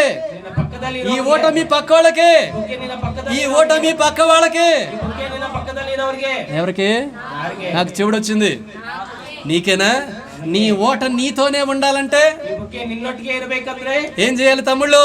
ಏನ್ ಮಾಡ್ಬೇಕು? తమ్ముళ్ళు ತಮ್ಮಂದಿರ నాకు వచ్చు కన్నడము, ఓకేనా? ఏం చేయాలి? ಏನ್ ಮಾಡ್ಬೇಕು? నీ భార్యతో కలిసి ఉండాలి. ನಿನ್ನ ಹೆಂಡತಿಯೊಟ್ಟಿಗೆ, నీ భార్యను ప్రేమించే విధముగా ఉండాలి. ನಿನ್ನ ಹೆಂಡತಿಯನ್ನು ಪ್ರೀತಿ, నీ భార్యకు బద్ధుడువై ఉండాలి. ನಿನ್ನ నీ సంతోషము ఆమెలోనే ఉన్నదని వెతుకుని తీసుకోవాలి. ನಿನ್ನ ಸಂತೋಷ ಅವಳಲ್ಲಿದೆ ಎಂಬುದಾಗಿ ಹುಡುಕಿ ನಿಂತ ఇదే మాటలు చెల్లెళ్ళకు కూడా అంతే. ఇదే ಒಂದು ಮಾತು. అప్పుడు నీ ఓట ఇంకెక్కడికి వెళ్తుంది అంటారు? ఈ ಒಂದು ಬಗ್ಗೆ ఎక్కడికి వెళ్ళదు, ఎవరి ఓటలు వాళ్ళకే ఉంటాయి. ಯಾರ ಬಗ್ಗೆ ಅವ್ರ ಮನೆಯಲ್ಲಿ. ఒక కుటుంబం ఇలా ఉంటే ఎన్ని ఓటలండి. ఈ ಒಂದು ಕುಟುಂಬ ಈ ರೀತಿಯಾಗಿ ఆ ఓటలు తీసివేయడానికి సాతాను ప్రయత్నం చేస్తున్నాడు. ಆ ಒಂದು ಮೂಟೆ ತೆಗೆದುಕೊಂಡು నీ కళ్ళ ఎదుట ఉన్నటువంటి దేవుని ఆశీర్వాదాన్ని తీసేయడానికి సాతానుడు విచ్ఛిన్నము చేయడానికి వాడు ప్రయత్నం చేస్తున్నాడు. ಆ ಒಂದು ಆಶೀರ್ವಾದ ತೆಗೆದುಕೊಳ್ಳಲಿಕ್ಕೆ ಸಾತಾನನು ಅನೇಕ ವಿಧವಾಗಿ కాబట్టి పాపము చేయకుండా జాగ్రత్తగా ఉండండి. ಪಾಪ ಮಾಡದೆ ಜಾಗರೂಕರಾಗಿ. మూడవదిగా యాకోబు గారి గురించి మనం చూద్దాం. ಮೂರನೇದಾಗಿ ಯಾಕೋಬನ ಕುರಿತಾಗಿ ನಾವು ನೋಡಿ. సమయం ఏమీ అయిపోవట్లేదు, సమయం చాలా ఉండి ఉన్నది. మూడవ కుటుంబము, ಮೂರನೇ ಕುಟುಂಬವಾಗಿ ನೋಡಿಕೊಳ್ಳೋಣ. ఎంతగానో యాకోబు గారి కుటుంబాన్ని మనం చూస్తామండి. ಕುಟುಂಬವನ್ನು ನೋಡಿಕೊಳ್ಳೋಣ. యాకోబు గారు ఎంతగానో తన యొక్క తల్లిదండ్రులు చెప్పారని తన మామ ఇంటికి బయలుదేరిన వాడిగా ఉన్నాడు. యాకోబని ఎಷ್ಟೋ ఆಳವಾಗಿ ತಂದೆ ತಾಯಿ ಹೇಳಿದಂತೆ తన మావన ಮನೆಗೆ ಹೊರಟನು. ఎంతగానో దారిలో ఎంతగానో ఒక అందమైన అమ్మాయి ఎదురొచ్చి ఉంది. ఆ దారిಯಲ್ಲಿ సుందరವಾದ ಒಂದು ಹೆಂಗಸು ಬಂದಿದ್ದಾರೆ. ఎంతగానో ఆమెను ప్రేమించిన వాడిగా ఉన్నాడు. ఎಷ್ಟೋ ఆಳವಾಗಿ ఆಕೆಯನ್ನು ಪ್ರೀತಿ ಮಾಡಿ, మళ్ళీ ఎవరిని పడితే కాదు, ఆమె తన యొక్క మామ కుమార్తెని తెలిసి ఉండి ఉన్నది. ಯಾರೋ ಅಲ್ಲ, ಆತನು ಮಾವನ ಮಗಳಾಗಿದ್ದಾಳೆ ಎಂಬುದಾಗಿ. ఎందుకంటే దేవుడు తమకు కాబోయే భార్యని దేవుడు ఎదురు తీసుకొస్తా ఉన్నాడు. ಯಾಕಂದ್ರೆ ದೇವರು ತನ್ನ ಬೇಕಾಗಿರುವ ಹೆಂಡತಿ ఇస్సాకు గారికి కూడా దేవుడు తీసుకొచ్చాడా లేదా? ಇಸಾಕನಿಗೆ ಕೂಡ ಅದೇ ರೀತಿಯಾಗಿ యాకోబు గారికి కూడా అలాగే ఎదురొచ్చే విధముగా అమ్మగారిని చేశాడు, రాహేలు గారిని. యాకోబును అదే ರೀತಿಯಾಗಿ ರಾಹೇಲನು ఎంతగానో ఆమెను ప్రేమించును అని చూస్తామండి. ಆಳವಾಗಿ ಪ್ರೀತಿಸಿದ ಎಂಬುದಾಗಿ ನೋಡೋಣ. ఆది కాండము 29వ అధ్యాయము 20వ వచనము చదవండి. ఆదికాండ 29ನೇ అధ్యాయం. Genesis chapter 29 verse 20. యాకోబు రాహేలు కోసము 7 సంవత్సరములు కొలువ చేసెను. అయినను అతడు ఆమెను ప్రేమించుట వలన అవి అతనికి కొద్ది దినములుగా తోచెను. ఏంటండి? ఆమెను ప్రేమించుట వలన. ఆకెను ప్రీతిసిదರಿಂದ రాహేలు గారిని ఎంతగానో యాకోబు గారు ఎంతగానో ప్రేమించిన వాడిగా ఉండి ఉన్నాడు. యాకోబును రాహేలలను ఎಷ್ಟೋ ఆಳವಾಗಿ ప్రీతి, ఆమెను పొందుకోవడం కొరకు ఎంతగానో కష్టపడి పనిచేస్తున్న వాడిగా ఉండి ఉన్నాడు. ఆకెను పಡೆದುಕೊಳ್ಳುವುದಕ್ಕೆ ఎಷ್ಟೋ కష్టపడి, ఏ చెడ్డదారులు తొక్కలేదండి, ఏ చెడ్డదారులు తొక్కలేదు. ಯಾವುದೇ ಕೆಟ್ಟ ದಾರಿ ಹಿಡಿಯಲಿಲ್ಲ. ఎంతగానో ఆమెను పొందుకోవడం కొరకు కష్టపడి తన మామ దగ్గర పనిచేసిన వాడిగా ఉండి ఉన్నాడు. పొందుಕೊಳ್ಳುವುದಕ್ಕೆ కష్టపಟ್ಟು తన మావన బలికి ఎంతగానో ఆమెను అమితముగా ప్రేమించిన వాడిగా ఉన్నాడు. ఆಳವಾಗಿ ప్రీతిసిದವನಾಗಿ తన మామ రాహేలు గారిని ఇవ్వకుండా ఎంతగానో మోసము చేసిన వాడిగా ఉండి ఉన్నాడు. ಅವನ ಮಾವ ರಾಹೇಲನ್ನು ಕೊಡದೆ ಎಷ್ಟೋ ಮೋಸ ಮಾಡಿದವನಾಗಿ, కానీ ఆమెను ఇష్టపడటం ద్వారా దేవుడు ఇక యాకోబు ఎంతగానో ఇంకా కష్టపడిన వాడిగా ఉండి ఉన్నాడు. ಆಕೆಯನ್ನು ಇಷ್ಟಪಟ್ಟಿದ್ರಿಂದ ಪ್ರೀತಿಸಿದ್ರಿಂದ ಇನ್ನೂ ಹೆಚ್ಚಾಗಿ, ఏది ఏమైనా కూడా కోరుకున్నటువంటి ఆమెను వివాహము చేసుకున్న వాడిగా ఉండి ఉన్నాడు. ಯಾವುದೇ ಒಂದು ಆಶೀರ್ವಾದ ಪಡೆದು ಅಪೇಕ್ಷೆ ಮಾಡದೆ ಆತನು ಪಡೆದು ఎంతగానో ఈమెను చేసుకున్నాడు ఈయన. ಎಷ್ಟೋ ಆಳವಾಗಿ ಈಕೆಯನ್ನು ಮಾಡಿ, అక్కడ నుంచి మంచి ఇదేమి కాదు ఆయన జీవితము. ಅಲ್ಲಿಂದ ಚೆನ್ನಾಗಿ ಏನು ಇರಲಿಲ್ಲ. అబ్రహాము గారి జీవితంలో ఎదురైనట్లే కొన్ని మాటలు ఈయన కూడా ఎదురై ఉండి ఉన్నవి. ಅಬ್ರಹಾಮನ ಜೀವಿತದಲ್ಲಿ ಎದುರಾದಂತ ಒಂದು ಮಾತುಗಳೇ ಇದರ ಜೀವಿತದಲ್ಲಿ మా యొక్క కొంచెం గట్టిగా మాట్లాడేదన్నమాట. మాట్లాడದ గట్టిಯಾಗಿ మాట్లాడ. ఏంటి అనేది చూసినప్పుడు ఈ ఆది కాండము 30వ అధ్యాయము మొదటి 2 వచనాలు చదవండి. రాహేలు తాను యాకోబునకు పిల్లల కనకపోవడ చూచి తన అక్కయందు అసూయపడి యాకోబుతో, నాకు గర్భఫలము ఇమ్ము, లేని ఎడల నేను చచ్చేదనను. ఏంటంట? రుబాబు చేస్తుంది మా సురేంద్రబాబు అన్నట్టు. ఏంటంట, నాకు గర్భఫలం ఇస్తావా లేదంటే చావమంటావా అని బెదిరిస్తా ఉంది. ನನ್ನ ಗರ್ಭಫಲವನ್ನು ಕೊಡ್ತೀಯಾ ಇಲ್ಲ ನನ್ನ ಸತ್ತು ఏం చేస్తుంది భర్త దగ్గరికి వెళ్ళి, ಆ ಗಂಡನ ಬಳಿ ಹೋಗಿ ಏನ್ ಹೇಳ್ತಾ నువ్వు ఇచ్చావో లేదంటే చచ్చిపోతా అంటుంది. ನೀನ್ ಕೊಟ್ರೆ ಕೊಡು ಇಲ್ಲ ನಾನು ಸತ್ತು ಹೋಗ್ತೇನೆ. ఈ మాట మాట్లాడుతుంటే భర్త పరిస్థితి ఎలా ఉంటది అంటారు? ಈ ಮಾತುಗಳನ್ನು ಆಡುವಾಗ ಆ ಗಂಡನ ಪರಿಸ್ಥಿತಿ ಹೇಗಿರುತ್ತದೆ? కొంతమంది భార్యలు ఇలాగే బెదిరించే వాళ్ళు ఉంటారు. ಸ್ವಲ್ಪ ಹೆಂಡತಿಯರು ಹೀಗೆ. వీళ్ళంతా ఏ కోపకి చెందిన వాళ్ళు అంటే రాహేల్ గారి కోపకి చెందినటువంటి వాళ్ళు అన్నమాట. ಇವರೆಲ್ಲರೂ ಎಲ್ಲಿ ರಾಹೇಲ ఏమైనా కూడా యాకోబు గారి చేతిలో గర్భం ఇవ్వటానికి ఉన్నదా? యాకోబుల కయ్ಯಲ್ಲಿ గర్భఫలము యెహోవా ఇచ్చు బహుమానము. ఆ గర్భఫలము యెహోవాను అది దేవుడు ఇస్తేనే ఎవరైనా కూడా పొందుకుంటారు. అది దేవుడు కొట్టనే ಯಾರಾದ್ರೂ ఆమె దేవుని దగ్గరికి వెళ్ళి అయ్యా నాకు సంతానం ఇవ్వని అడగాలి. ಅವ್ರು ದೇವರ ಬಳಿಗೆ ಹೋಗಿ ಸಂತಾನ ಕೊಡಿ. కానీ వచ్చి భర్త ఎంతగానో ఇది చేస్తా ఉండి ఉన్నది. ಆದ್ರೆ ಈ ಆಯಲು ಎಷ್ಟೋ ಇಲ್ಲಿಗೆ ಬಂದು గండనను వేధిస్తా ఇದ್ದಾಳೆ. ఎందుకంటే అక్క పైన అసూయ తన భర్త పైన చూపిస్తా ఉన్నది అన్నమాట. అక్క ಮೇಲೆ ಇರುವಂತ ಹೊಟ್ಟೆ ಕಿಚ್ಚು ಆ ಗಂಡನ ಮೇಲೆ ತೋರಿಸ್ತಾ ಇದ್ದಾಳೆ. వాక్యం వచ్చింది కాబట్టి చెప్పుకోవాలి మనము. వాక్య ಬಂದಿದ್ದರಿಂದ ನಾವು ಮಾತಾಡಿಕೊಳ್ಳಬೇಕು. అత్త మీద కోపం అంట, ఆ అత్త ಮೇಲೆ ఇರುವಂತ కోಪ ಅಂತ ఇక్కడ కాదు, మనకు లోకపరంగా అత్త మీద కోపము. ఈ లోకపరವಾಗಿ ನೋಡಿದ್ರೆ ಅತ್ತ ಮೇಲೆ ఎవరి మీద కోపము? ಯಾರ ಮೇಲೆ ಕೋಪ? పక్కోళ్ళ మీద కోపం ఎక్కడంట? పక్కದಲ್ಲಿ ఇರುವ కోಪ ಯಾರ ಮೇಲೆ? ఈయన ఒక ఆయన ఉన్నాడు కదా ప్రమాణము చేసిన ఆయన, ಇಲ್ಲಿ ಒಬ್ರು ಇದ್ದಾರಲ್ಲ ಪ್ರಮಾಣ ಮಾಡಿದವರು, ఆయన దగ్గరికి వస్తారంట. ಅವ್ರ ಬಳಿಗೆ ಬರ್ತಾರಂತ. వాళ్ళ మీద చూపించాల్సింది ఎలా పోయి ఎక్కడ చూపిస్తా ఉంటారంట. ಅಲ್ಲಿ ನೋಡಿಸಬೇಕಾದಂತ ಕೋಪ ಇಲ್ಲಿ ನೋಡಿಸ್ತಾರೆ. చెల్లిల్లారా ఏంటంట, ತಂಗಿಯರೇ ಏನಂತೆ, ఎవరో మీద కోపం భర్త మీద చూపించొద్దు అంటున్నాడు దేవుడు. ಯಾರೋ ಮೇಲೆ ಇರುವಂತ ಕೋಪ ಗಂಡನ ಮೇಲೆ భర్తలతో చెబుతున్నాడు ఎవరి మీద కోపము నీ భార్య పైన చూపించొద్దు అంటున్నాడు. ಗಂಡನಿಗೆ ಹೇಳ್ತಾ ಇದೆ ಯಾರೋ ಮೇಲೆ ಇರೋ ಕೋಪ ನಿನ್ನ ಹೆಂಡತಿ ಮೇಲೆ ತೋರಿಸಬೇಡಿ. ఈ వాక్యాన్ని బాగా చదవండి అందరూ కూడా. వాక్యವನ್ನು ಚೆನ್ನಾಗಿ ಓದಿಕೊಳ್ಳೋಣ. మొదటి వచనం అందరూ కూడా చదవండి.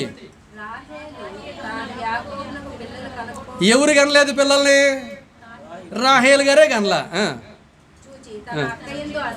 తన అక్క యందు అసూయపడి, ఎవరి యందు అసూయపడిందంట? తన అక్క అయినటువంటి లేయా యందు అసూయపడి ఏం చేసి ఉండి ఉన్నది? భర్త దగ్గరికి వచ్చి యుద్ధం చేస్తా ఉండి ఉన్నదన్నమాట. జ్ఞాపకం చేసుకోనండి, ఒకరి మీద కోపరము ఇంకొకరి మీద చూపించకూడదు. పాపం ఆ విషయంలో భర్తలకు ఎంతగానో అన్యాయం జరుగుతుంది. ఏం భయపడమాకండి, మీ పక్షాన్ని నేనున్నా. అందుకే మా చెల్లెలతో చెబుతున్నా, అమ్మా ఎవరి మీద కోపము మా తమ్ముడి పైన మా సహోదరుడి పైన చూపించమాకండి. పాపం వాళ్ళు అమాయకులు, నోటిలో వేలు పెట్టిన కొరకలేని వారు, వాళ్ళు ఎంతగానో మృదు స్వభావము కలిగిన వారు. నువ్వు ఎన్ని అన్నా మాట్లాడినటువంటి మోగజీవులమ్మా. కాబట్టి కోపము చూపించగమాక, చిన్న పిల్లలు తట్టుకోలేరు. అదే రీతిగా మా తమ్ముళ్ళకి మా చెల్లెళ్ళు చాలా మంచి వాళ్ళు, మా అక్క వాళ్ళు చాలా మంచి వాళ్ళు.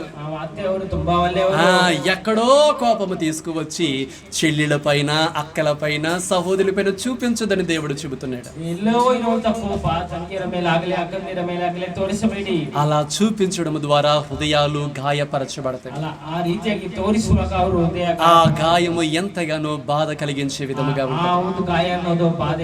ఆ గాయములోని సాతానుడు వారిని వాడుకోవాలని ప్రయత్నం చేస్తున్నాడు. అట్టి గాయము అనేది భర్త చేయకూడదు, భార్య చేయకూడదు. అర్థమవుతా ఉండి ఉన్నదండి. ఇక్కడికి వచ్చేసి అంటుందన్నమాట, ఇస్తావా ఇవ్వు లేదంటే చచ్చేదను అంటుందన్నమాట. అప్పుడు యాకోబు గారికంట కోపం వచ్చిందంట. రెండవ వచనం చదవమ్మా. యాకోబు కోపము రాహేలు మీద రగులు కొనగా అతడు, నేను నీకు గర్భఫలము ఇయ్యకపోయినా దేవునికి ప్రతిగా ఉన్నానా అని నువ్వు ఏమంటున్నాడు? కోపం వచ్చేస్తుందండి ఎవరికి? ఎంతగానో యాకోబు గారికి కోపం వచ్చిందంట. తన భార్య మాట్లాడుతున్నటువంటి ఆ పిచ్చి మాటలకి కోపం వచ్చిందంట. నీకు బిడ్డలు ఇవ్వకుండా నేను దేవునికి ఏమైనా వ్యతిరేకంగా ఉన్నానని అడుగుతున్న వాడిగా ఉండి ఉన్నాడు. అక్కడ దేవుడు ఇవ్వలేదు, పొందుకోలేకపోయిన వారిగా ఉండి ఉన్నారు. దేవుడు నిర్ణయ కాలంలో వారికి ఏ సమయంలో ఇవ్వాలో ఆ సమయంలో ఇచ్చేవాడిగా ఉన్నాడు. కానీ ఈ సమయంలోనే ఏ ఏదో ఆలోచన చేసి వచ్చి తన భర్త పైన ఆ ప్రతాపం మొత్తము కూడా చూపిస్తున్నప్పుడు భర్తకి కోపము తెప్పించినటువంటి భార్యగా ఉండి మనం ಯಾವುದೋ ಯೋಚನೆಯಲ್ಲಿ ಆ ಗಂಡನ ಮೇಲೆ ಆ ಕೋಪವನ್ನು ತೋರಿಸುವಾಗ ಗಂಡನಿಗೆ ಕೋಪ ಬರುವುದಾಗಿರ್ತದೆ. ఎంతగానో భర్తకి పుట్టు రోషము ఎలా ఉంటదంట ఆ గండನಿಗೆ బైబిల్లో ఉందా లేదా? ಹೇಗಿರ್ತದೆ? ఏముంది? భర్తకు పుట్టు రౌద్రము గండನಿಗೆ ಉಳಿಸುವಂತ గొప్పది వచ్చిందా అయిపోయారే. ಅಂತಂದ್ರೆ కానీ మృదు స్వభావి కాబట్టి కోపం తెచ్చుకున్నాడు, ఆ మాట అన్నాడు. కానీ ఆమెను వెళ్ళిపో నువ్వు మీ అమ్మాయిని ఇంటికి వెళ్ళిపో అన్నాడా? ನಿನ್ನ ಅಮ್ಮನ ಮನೆಗೆ ಹೋಗು ಎಂಬುದಾಗಿ ಹೇಳಿದ್ನ అంటున్నాడా? ఏమీ అనటలేదన్నమాట. ಏನು ಅಂತ ಇಲ್ಲ. ఆమెతోనే ఉన్నాడు, ಆಕೆ ಒಟ್ಟಿಗೆನೇ ಇದ್ದ, ఆమెతోనే బిడ్డలు కన్నవాడిగా ఉండి ಆಕೆ ఉన్నాడు. ಒಟ್ಟಿಗೆನೇ ಮಗುವನ್ನು ಕೂಡ ఆమె చనిపోయేంత వరకు ఆమెను అధికముగా ప్రేమించి ఉన్నాడు. ಆಕೆಯನ್ನು ಸಾಯುವ ತನಕ ಅಧಿಕವಾಗಿ ಪ್ರೀತಿಸ್ತಾರೆ. ఎంతగానో అమితముగా ప్రేమించినటువంటి రాహేలు చనిపోయినప్పుడు ఎంతగానో యాకోబు బాధపడిన వాడిగా ఉన్నాడు. ಆ ರಾಯಲು ಸತ್ತು ಹೋಗುವಾಗ ಯಾಕೋಬನು ತುಂಬಾ ದುಃಖ ಪಟ್ಟನು. అబ్బా బతికున్నంత కాలము బెదిరించింది, పోయిందబ్బా, పేడ విరగడైపోయిందబ్బా అనుకున్నాడా? ಜೀವಿಸುವ ಕಾಲವೆಲ್ಲ ನನ್ನನ್ನು ఏందో ఈరోజు భలే వస్తున్నాయి, ఏసై భలే ఇస్తా ఉండి అన్నారు. మనకు కావలసిన మాటలే. ನಮಗೆ ಬೇಕಾಗಿರುವ ಮಾತು పోతే పోయింది, విరగడ అయిపోయింది అనుకుంటున్నారా? ಹೋದ್ರೆ ಹೋದ್ಲು. అబ్బాయి ఎప్పుడు చచ్చిపోతాడో మనసు హాయిగా ఉంటది అనుకుంటున్నారా? ಯಾವಾಗ ಸಾಯ್ತಾನೋ ಮನಸ್ಸು ಚೆನ್ನಾಗಿರ್ತದೆ ಅಂದ್ಕೊಳ್ತಿದ್ದೀರಾ? ఆయనతో పాటే నీ ఆనందం పోతదే, ಅವರೊಟ್ಟಿಗೆ ನಿನ್ನ ఆయనతో పాటే నీ సంతోషం పోతదే, ಅವರೊಟ್ಟಿಗೆ ನಿನ್ನ ఆయనతో పాటే నీ గౌరవం పోతదే, ಅವರೊಟ್ಟಿಗೆ ఆయనతో పాటే అన్ని పోతాయి. ఎప్పుడు ఆయన పోవాలని అనుకుంటే. ಅವರೊಟ್ಟಿಗೆ ಹೋಗಬೇಕು ಅಂತ ಅಂದುಕೊಂಡು కాబట్టి నా భర్త ఉండాలనుకోనండి, ప్రేమించండి, చక్కగా పెట్టాల్సిన అన్ని కూడా పెట్టండి. ಅದರಿಂದ ಗಂಡ ಇರಬೇಕು ಅಂತ ಅಂದ್ಕೊಳ್ಳಿ, ಪ್ರೀತಿಸಿ ಇರಬೇಕಾದ ಎಲ್ಲವನ್ನೂ ಇಡಿ. ఈ రకముగా వీరిద్దరి మధ్య కూడా వచ్చినాయా లేదా ఇబ్బందికరమైన పరిస్థితులు? ಈ ವಿಧವಾಗಿ ಇವರ ಮಧ್ಯದಲ್ಲಿ ಕೂಡ ಸಮಸ್ಯೆಗಳು ಬಂತಾ ಇಲ್ವಾ? మరి ఈ పరిస్థితుల్లో కూడా వాళ్ళు కలిసిమెలిసి ఉన్నారా లేదా? ಈ ಪರಿಸ್ಥಿತಿಯಲ್ಲಿ ಕೂಡ ಅವರು ಜೊತೆಯಲ್ಲಿ ಇದ್ರಾ ಇಲ್ವಾ? అర్థం చేసుకోనండి. అబ్రహాము గారు శారా గారి విషయంలో కొన్ని ఇబ్బందికరమైన పరిస్థితులు వచ్చినాయి. ಅಬ್ರಹಾಮ ಸಾರ ವಿಷಯದಲ್ಲಿ ಕಷ್ಟಗಳು ಬಂತು. వారు విడిపోకుండా కలిసిమెలిసే ఉన్నారు. ಅವರು ಬಿಟ್ಟು ಹೋಗದೆ ಜೊತೆಯಲ್ಲೇ ಇದ್ರು. అదే రీతిగా ఇస్సాకు గారు రిబ్కా గారి విషయంలో కూడా ఎన్నో వచ్చినాయి. ఇంకా టైం లేదని నేను చెప్పలేదు. ಇಸಾಕ ರಿಬ್ಕಾ ವಿಷಯದಲ್ಲಿ ಕೂಡ ಎಷ್ಟೋ ಕಷ್ಟಗಳು ಬಂತು. అయినప్పటికీ కూడా వాళ్ళు విడిపోకుండా కలిసిమెలిసి ఉండి నూరంతల ఫలాన్ని పొందుకొని ఉన్నారు. ಅವರು ಆದರೂ ಕೂಡ ಅವರು ಬಿಟ್ಟು ಹೋಗದೆ 100ರಷ್ಟು ಫಲವನ್ನು ಹೊಂದಿಕೊಂಡಿದ್ದಾರೆ. యాకోబు గారు అదే రీతిగా రాహేలు గారి మధ్య ఎన్నో ఇబ్బందికరమైన పరిస్థితులు జరిగినాయి. వారు విడిపోకుండా కలిసిమెలిసి ఉన్నవారిగా ఉండి ಯಾಕೋಬ ರಾಯಲ ಮಧ್ಯದಲ್ಲಿ ಕೂಡ ಎಷ್ಟೋ ಕಷ್ಟ ನೋವುಗಳು ಬಂತು, ಆದ್ರೂ ಬಿಟ್ಟು ಪಡದೆ ಜೊತೆಯಲ್ಲೇ ಜೀವಿಸಿ. కాబట్టి దేవుడు వారిని ఆశీర్వదించి ఉన్నాడు. ದೇವರು ಅವರನ್ನು ಆಶೀರ್ವಾದ ಮಾಡಿ. అర్థమవుతా ఉండి మనదండి, దేవుడి కుటుంబాన్ని దీవించడానికి గల కారణాల్లో ఒక కారణం ఏంటంటే వారు కలిసిమెలిసి ఉన్నవారిగా ఉన్నారు. ಈ ಕುಟುಂಬಗಳ ಆಶೀರ್ವದಿಸುವಂತ ಕಾರಣ ಏನಂದ್ರೆ మరణము వరకు నమ్మకముగా కలిసిమెలిసి జీవించి పర్యంతరవరకు ನಂಬಿಕಸ್ಥರಾಗಿ దేవుని యొక్క ప్రేమను కలిగి ఉండి ఆ ప్రేమకు బద్దులయ్యండి ప్రేమించుకుంటూ ముందుకు సాగి ದೇವರ ಪ್ರೀತಿಯಲ್ಲಿ ಅವರು ಹೊಂದಿಕೊಂಡು ದೇವರ ಪ್ರೀತಿಯಲ್ಲಿ ಅವರು ನಡೆದುಕೊಂಡು ಹೋದರು. ఇలాగే క్రైస్తవ కుటుంబాలు ఉండాలని, ಇದೇ ರೀತಿಯಾಗಿ ಕ್ರೈಸ್ತವ వివాహ వ్యవస్థలోనికి అడుగుపెట్టిన ప్రతి కుటుంబము ఇలా ఉండాలని దేవుడు ವಿವಾಹಕ್ಕೆ ಕಾಲಿಟ್ಟಿರುವಂತ ಪ್ರತಿಯೊಂದು ಕುಟುಂಬಗಳು ಇದೇ ರೀತಿಯಾಗಿ మన ಜೀವಿಸಬೇಕು. కుటుంబాలు ఈ కుటుంబాలుగా మారదామా? ನಮ್ಮ ಕುಟುಂಬ ಕೂಡ ಇದೇ ಕುಟುಂಬವಾಗಿ మనది ఏ స్థానమో ఆ స్థానంలోనికి వెళ్ళిపోయి కూర్చుందామా? ನಮ್ಗೆ ಯಾವ ಸ್ಥಾನ ಇದೋ ಆ ಸ್ಥಾನಕ್ಕೆ ಹೋಗಿ భార్యలైతే ఎంతగానో శారా గారు, రిబ్కా గారు, రాహేల్ గారి స్థానాల్లోకి వెళ్ళిపోదామా? ಹೆಂಡತಿಯರಾದ್ರೆ ಆ ಸಾರಲ ಹಾಗೆ ರಿಬ್ಕಾ ಹಾಗೆ ಆ ರಾಹೇಲ್ ಹಾಗೆ ನಿಂತ್ಕೊಂಡ್ಬಿಡಣ. భర్తలైతే అబ్రహాము గారు, ఇస్సాకు గారు, యాకోబు గారి యొక్క స్థానంలోనికి వెళ్ళిపోదామా? ಗಂಡಂದಿರಾದ್ರೆ ಅಬ್ರಾಹ್ಮನು ಯಾಕೋಬು ಇಸಾಕರಂತೆ ನಾವು ನಿಂತ್ಕೊಂಡ್ಬಿಡಲ್ವಾ? అయ్యా రాహేలు గురించి ఏమో చెప్పేసి ఆమె దాని దగ్గరికి వెళ్ళమంటున్నావంటారా?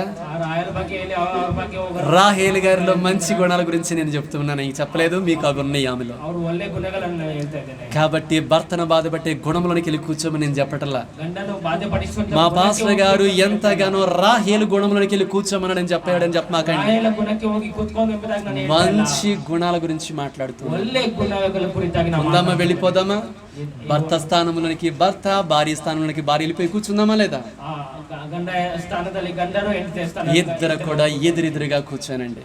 ಇವಾಗ ಕೂಡ ಎದುರುగాನೆ మీ మధ్యలో ప్రభు అన్నటువంటి దేవుడు కూర్చుని మీతో మాట్లాడేవాడిగా ನಿಮ್ಮ ఉంటాడు. ಮಧ್ಯದಲ್ಲಿ ಆ ದೇವರು ಬಂದು నిశ్చయముగా నీ ఓటని దీవెనకరముగా చేయవాడిగా ఉంటాడు. ಆ ಒಂದು ಬುಕ್ಕಿಯನ್ನು ಆಶೀರ್ವಾದಕರವಾಗಿ ದೇವರು గొప్ప సమృద్ధితో నీ గుడారాన్ని దేవుడు నింపువాడిగా ఉంటాడు. ಸಮೃದ್ಧಿಯಿಂದ ನಿನ್ನ ಮನೆ ప్రతి విధమైన కొరతలను ఆయన తీర్చువాడిగా ಒಂದು ఉంటాడు. ಕೊರತೆಯನ್ನು ತೀರಿಸುವ అందరూ కూడా మోకరించండి, ప్రార్థన చేసుకుందాం. ಎಲ್ಲರೂ ಕೂಡ ಮೊಣಕಾಲೂರಿ ప్రతి ఒక్కరు కూడా ప్రార్థన చేయండి. అయ్యా, ಒಬ್ಬರು ಕೂಡ ಪ್ರಾರ್ಥನೆ కుటుంబ వ్యవస్థ ఎలా ఉండాలో చెబుతున్నారు. ఆ కుటుంబ వ్యవస్థలో నమ్మకమైన బిడ్డగా నేను నిలబడడానికి సహాయం చేయండి ప్రార్థన చేద్దాం. ನಂಬಿಗಸ್ತನಾಗಿರಬೇಕೆಂದು ಪ್ರಾರ್ಥಿಸೋಣ. మా ప్రియ పరలోకపు తండ్రి, జీవము కలిగిన యేసయ్య, మీ పాదములకు వందనాలు నా తండ్రి. ಪ್ರಿಯ ಪರಲೋಕದ ತಂದೆ, ಜೀವಿಸುವಂತ ದೇವರ ನಿನ್ನ ಪಾದಕ್ಕೆ అవునయ్యా, అబ్రహాము గారి కుటుంబమైన, ఇస్సాకు గారి కుటుంబమైన, యాకోబు గారి కుటుంబమైన దీవెన చూడడానికి గల కారణము వారు ఎంతగానో కష్టాలు, నష్టాలు, బాధలు, వేదనలు, ఇబ్బందికరమైన పరిస్థితులు వచ్చినప్పుడు వారు కలిసిమెలిసి ఉండడం ద్వారా, ఐక్యముగా జీవించడం ద్వారానే వారు ఎంతగానో దీవెన చూచిన వారిగా ఉండి ఉన్నారు. ಅಬ್ರಹಾಮನ ಯಾಕೋಬನ ಇಸಾಕನ ಕುಟುಂಬವಾಗಲಿ ಯಾವ ರೀತಿ ಕಷ್ಟ ನಷ್ಟ ಬಂದರೂ ಐಕ್ಯತೆಯಲ್ಲಿ ಜೀವಿಸಿದರೋ ಅದೇ ರೀತಿಯಾಗಿ ಆಶೀರ್ವಾದವನ್ನು ಪಡೆದುಕೊಂಡಿದ್ದಾರೆ. ఈ రోజు మేము కూడా నా ప్రభువా ఎంతగానో ఐక్యత కలిగి జీవించే కుటుంబాలుగా ఉండడానికి సహాయం చేయమని వేడుకుంటూ ఉన్నాను. ನಾವೆಲ್ಲರೂ ಸಹ ಐಕ್ಯತೆಯಿಂದ ಜೀವಿಸುವಂತ ಕುಟುಂಬವಾಗಿ ನಮ್ಮನ್ನು ಮಾರ್ಪಡಿಸಬೇಕು. ఎక్కడ ఐక్యత ఉంటుందో అక్కడ ఆశీర్వాదము ఉండునని మీరు సెలవిచ్చిన వారిగా ఉండి ఉన్నారు. ಆಶೀರ್ವಾದ ಎಂಬುದಾಗಿ ನೀವು ವಾಗ್ದಾನ ಮಾಡಿ ఆ మాట యొక్క గ్రహింపులోనికి నా వారందరూ కూడా వెళ్ళి నిలబడడానికి సహాయం చేయమని వేడుకుంటూ ఉన్నాను. ವಾಗ್ದಾನವನ್ನು ಗ್ರಹಿಸಿಕೊಂಡು ಆ ವಾಗ್ದಾನದಲ್ಲಿ ನಾವೆಲ್ಲರೂ ಹೋಗಲಿಕ್ಕೆ ప్రతి భర్త తన యొక్క భార్యను ప్రేమించి ఆమెను ఎడబాయకుండా ఆమె యందు భద్రుడై ఉండులాగన చేయమని వేడుకుంటూ ఉన్నాను. ಗಂಡನು ಆಕೆಯನ್ನು ಪ್ರೀತಿಸಿ ಹೆಂಡತಿಯನ್ನು ಪ್ರೀತಿಸಿ ನೀಲರಾಗಿ ಆಕೆಯೊಟ್ಟಿಗೆ ಇರುವುದಕ್ಕೆ ಸಹಾಯ ಮಾಡಿ. ప్రతి భార్య ఎంతగానో యజమానుడా అని పిలుస్తూ ఎంతగానో భర్తకు లోబడి భర్త యొక్క సంతోషాన్ని కోరుకుంటూ ప్రేమించే భార్యగా ఉండడానికి సహాయం చేయమని వేడుకుంటూ ఉన్నాను. ಹೆಂಡತಿಯರು ಕೂಡ ಯಜಮಾನನೆಂಬ ಕರೆಯುತ್ತಾ ಆತನನ್ನು ಪ್ರೀತಿಸುತ್ತಾ ಆತನಲ್ಲೇ ಇರುವುದಕ್ಕೆ ಸಹಾಯ. అయా, ప్రతి కుటుంబంలో ప్రతి భార్య భర్తల మధ్య అధికమైనటువంటి నీ ప్రేమను మెండుగా కొమ్మరెంప చేయమని వేడుకుంటూ ఉన్నాను. ಪ್ರತಿಯೊಂದು ಕುಟುಂಬದಲ್ಲಿ ಪ್ರತಿಯೊಂದು ಗಂಡ ಹೆಂಡತಿಯರ ಮಧ್ಯದಲ್ಲಿ ಅಧಿಕವಾದ ಪ್ರೀತಿಯನ್ನು ತುಂಬಿಸಿ సాతానికి అవకాశం ఇవ్వకుండా నీ వాక్యాన్ని కలిగిన వారిగా భార్య భర్తలు ఉండడానికి చేయమని ప్రభావ వేడుకుంటూ ఉన్నాను. ಅವಕಾಶ ಕೊಡದೆ ಗಂಡ ಹೆಂಡತಿಯರು ಇಬ್ಬರು ಕೂಡ ನಿನ್ನ ಪ್ರೀತಿಯಲ್ಲಿ ನೆಲೆಗೊಂಡಿರುವುದಕ್ಕೆ నా తండ్రి, భార్య యందు భర్త యందు సంతోషిస్తూ ఉంటే ఓట ఎంతగానో గొప్పదిగా ఉంటదని చెబుతున్నావు. ತಂದೆ, ಗಂಡ ಹೆಂಡತಿಯರ ಮಧ್ಯದಲ್ಲಿ ಸಂತೋಷವಾಗಿರುವುದಾದ್ರೆ ಆ ಬುದ್ಧಿ ಎಷ್ಟು ಆಶೀರ್ವಾದವಾಗಿ ಮಾರ್ಪಡ್ತದೆ. అయా, ఆ జీవపు ఓటలు నా వారి గుడారాల్లో ప్రతి కుటుంబ వ్యవస్థలో ఉంచి మీ నామాన్ని మహిమపరచుకొనమని వేడుకుంటూ ఉన్నాను. ಜೀವದ ಬುದ್ಧಿಯು ಪ್ರತಿಯೊಂದು ಕುಟುಂಬಗಳಲ್ಲಿ ನೆಲೆಗೊಂಡಿರಲಿ ಎಂಬುದಾಗಿ ನಾನು ಆಜ್ಞಾಪಿಸುತ್ತೇನೆ. ప్రత్యేకంగా జీసస్ లో మినిస్ట్రీస్ లో ఉన్న ప్రతి కుటుంబాన్ని గురించి ప్రార్థన చేయొచ్చు. ಪ್ರತಿಯೊಂದು ಜೀಸಸ್ ಲವ್ ಮಿನಿಸ್ಟ್ರಿ ಕುಟುಂಬಸ್ಥರಿಗೋಸ್ಕರ మా అందరి మధ్య మీరు ఉండమని వేడుకుంటూ ఉండి ఉన్నాను. ಎಲ್ಲರ ಮಧ್ಯದಲ್ಲಿ ನೀವಿರು మిమ్మల్ని కలిగి మేము ముందుకు సాగడానికి సహాయం చేయమని వేడుకుంటూ ఉండి ఉన్నాను. ನಿಮ್ಮನ್ನು ಹೊಂದಿಕೊಂಡು ಮುಂದೆ ಸಾಗಲಿಕ್ಕೆ అయా, ప్రతి భార్య భర్త మిమ్మల్ని ఆశ్రయించి మీ ద్వారా అనేకమైన వాటిని పొందుకోవడానికి మార్గములు సరళము చేయమని నజరేయుడైన యేసు నామమును బట్టి ప్రార్థన చేయుచున్నాను. ಪ್ರತಿಯೊಂದು ಗಂಡ ಹೆಂಡತಿಯರು ನಿಮ್ಮ ಮೇಲೆ ಆಶ್ರಯ ಪಡೆಯುವವರಾಗಿ ಇದ್ದುಕೊಂಡು ಮುಂದೆ ಸಾಗಲಿಕ್ಕೆ ಸಹಾಯ ಮಾಡಿ. అదే రీతిగా నా ప్రభు అబ్రహాము, ఇస్సాకు, యాకోబు గారిని దీవించిన రీతిగానే అన్ని విషయముల యందు నా వారిని బహుగా దీవించమని నీ దోస్తునిగా నీ పాదాల పట్టుకుని వేడుకుంటూ ఉండి ఉన్నాను. ಅಬ್ರಹಾಮ ಯಾಕೋಬು ಇಸಾಕರ ಮೂಲಕವಾಗಿ ಯಾವ ರೀತಿ ಆಶ್ರಯ ಮಾಡಿದ್ಯೋ ಅದೇ ಆಶೀರ್ವಾದವನ್ನು ನನ್ನವರ ಮೇಲೆ ಇಡುತ್ತೇನೆ ಎಂಬುದಾಗಿ ನಿನ್ನ ದಾಸನಾಗಿ ನಾನು ಇಡುತ್ತೇನೆ. అదే రీతిగా నువ్వు నాకు ఇచ్చిన కృపను బట్టి భూమి ఆకాశములు కలగ చేసినటువంటి సర్వశక్తిమంతుడైన నజరేయుడైన యేసు నామములో నీ దోస్తునిగా చిన్న బిడ్డలను, ఎవరి బిడ్డలను, పెద్దలని, వృద్ధులని, పరిశుద్ధులందరినీ కూడా దీవించుకుంటూ ఉండి ఉన్నాను. ನೀನು ಕೊಟ್ಟಿರುವ ಕೃಪೆ ನಿಮಿತ್ತವಾಗಿ ನಿನ್ನ ದಾಸನಾಗಿ ಸರ್ವಶಕ್ತನಾದ ಯೇಸು ನಾಮದಲ್ಲಿ ಎಲ್ಲ ವೃದ್ಧರನ್ನು, ಯೌವನಸ್ಥರನ್ನು, ಮಕ್ಕಳನ್ನು, ಸ್ತ್ರೀಯರನ್ನು, ಪುರುಷರನ್ನು ನಿನಗೆ ಒಪ್ಪಿಸಿಕೊಡ್ತೇನೆ. అయా, నీ దాసుడు నా ప్రవ్వ పలుకగా నీవు దానిని రూఢిపరచువాడవుగా ఉండి ఉన్నావు. ನಿನ್ನ ದಾಸನು ಹೇಳಿದ ಎಲ್ಲವನ್ನು ಕೂಡ ನೀನು ದೃಢಪಡಿಸುವವನಾಗಿದ್ದೀಯ. అయా, నీ నామమున ఆశీర్వాదాన్ని నా వారి పైన పలుకుతూ ఉండి ఉన్నాను. ನಿನ್ನ ನಾಮದಲ್ಲಿ ಆಶೀರ್ವಾದ ನನ್ನವರ ಮೇಲೆ ಇಡುತ್ತಿದ್ದೀನಿ. నా వారిని ఆశీర్వాదకరముగా మలచమని ప్రార్థన చేయించున్నాను. ಎಲ್ಲರನ್ನ ಆಶೀರ್ವಾದಕರವಾಗಿ అదే రీతిగా ఈ మందిరము ద్వారా జరిగే ప్రతి ఉదయ సాయంకాలపు కూడికలు అన్ని కూడా మీ నామానికి మహిమకరముగా మలుచుకొనమని వేడుకుంటున్నాను. ಬೆಳಗ್ಗೆ ಸಾಯಂಕಾಲ ನಡೆಯುವಂತ ಎಲ್ಲಾ ಕೂಟಗಳನ್ನು ನಿನಗೆ ಮಹಿಮಕರವಾಗಿ ನೀನು ಮಾರ್ಪಡಿಸಬೇಕು. అదే రీతిగా మేమందరము కూడా ఆత్మీయముగా ఎంతగానో ఎదగడానికి మీ సహాయమును అందించమని వేడుకుంటున్నాను. ಎಲ್ಲರೂ ಸಹ ಆತ್ಮಿಕತೆಯಲ್ಲಿ ಇನ್ನೂ ಹೆಚ್ಚಾಗಿ ಬೆಳೆಯಲಿಕ್ಕೆ ನಿನ್ನ ಸಹಾಯ ಕೊಡಬೇಕು. అయ్యా, నా వారి చెయ్యి పట్టుకుని మమ్మల్ని నడిపించమని వేడుకుంటున్నాను. ಅವರೆಲ್ಲರ ಕೈಯನ್ನು ಇಟ್ಟು ನಡೆಸಿ నీవే బలపరిచి మహిమ, ఘనత, ప్రభావములు పొందమని జీవము కలిగిన యేసు నామములో అడిగి వేడుకుంటూ ఉన్నాను మా ప్రియ పరలోకపు తండ్రి. ನೀವೇ ಬಲಪಡಿಸಬೇಕೆಂದು ನಮ್ಮೆಲ್ಲರ ನಿನ್ನ ಕರಗಳಲ್ಲಿ ಒಪ್ಪಿಸಿಕೊಡ್ತಾ ನಮ್ಮ ರಕ್ಷಕರು ವಿಮೋಚಕನಾಗಿರುವ ಯೇಸು ನಾಮದಲ್ಲಿ ಪ್ರಾರ್ಥಿಸಿ ಬೇಡಿಕೊಳ್ಳುತ್ತಿದ್ದೇವೆ ಪರಲೋಕ ತಂದೆಯೇ. ఆమేన్. ప్రభు యొక్క రక్త మాంసములోనికి వెళదామండి. ఎవరైతే యేసుక్రీస్తుని సొంత రక్షకునిగా అంగీకరించి ఉండి ఉన్నారో వారు మాత్రమే ప్రభు యొక్క రక్త మాంసములోనికి అడుగు పెట్టండి. ప్రభు యొక్క దేహము, ప్రభు యొక్క రక్తాన్ని మనం తీసుకుంటున్నప్పుడు ఎంతగానో విశ్వాసంతో అడుగుపెట్టి తీసుకుందాం. అది మనకి శక్తినిస్తుంది, బలమునిస్తుంది, ఆరోగ్యాన్ని ఇస్తుంది, ఆత్మీయ స్థితిని మెరుగుపరుస్తుంది. ఆయన గుణాలని మనలో ఎంతగానో నింపుతూ ఉండి ఉన్నది. మన స్థితిగతులు ఎంతగానో మార్చివేసే విధముగా ఉంటుంది. కాబట్టి సిద్ధపాటుతో ప్రభు యొక్క రక్త మాంసంలోనికి అడుగు పెడదాం.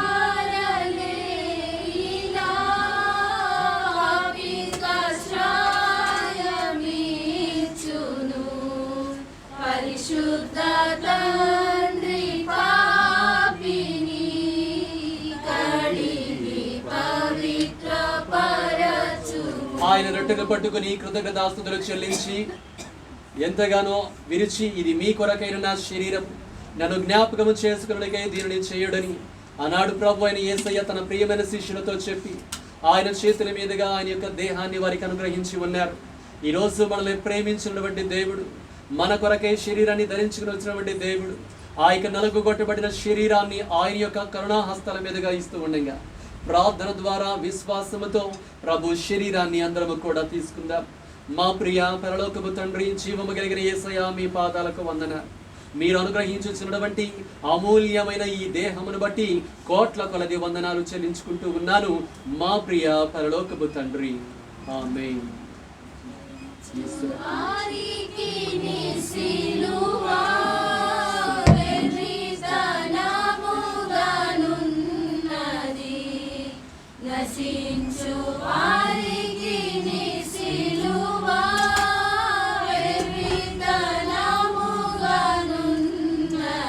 అలాగే ఆయన ఒక గిన్నెను పట్టుకుని, మీ కొరకై చిందింపబడుతున్న నా యొక్క నిబంధన రక్తమని ఆనాడు ప్రభు తన శిష్యులతో ఈ మాటలు చెప్పి ఆయన కరుణాహస్తాల మీదుగా ఆయన యొక్క రక్తాన్ని అందించి ఉన్నారు.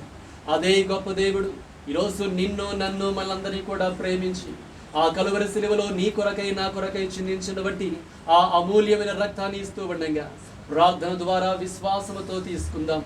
మా ప్రియ పరలోకపు తండ్రి, జీవము కలిగిన యేసయ్య, మీ పాదములకు వందనాలు. మీ చేతుల మీదుగా అనుగ్రహించుచున్నటువంటి అమూల్యమైన రక్తమును బట్టి కోట్ల కొలది వందనాలు చెల్లించుకుంటూ ఉన్నాను మా ప్రియ పరలోకపు తండ్రి. ఆమేన్.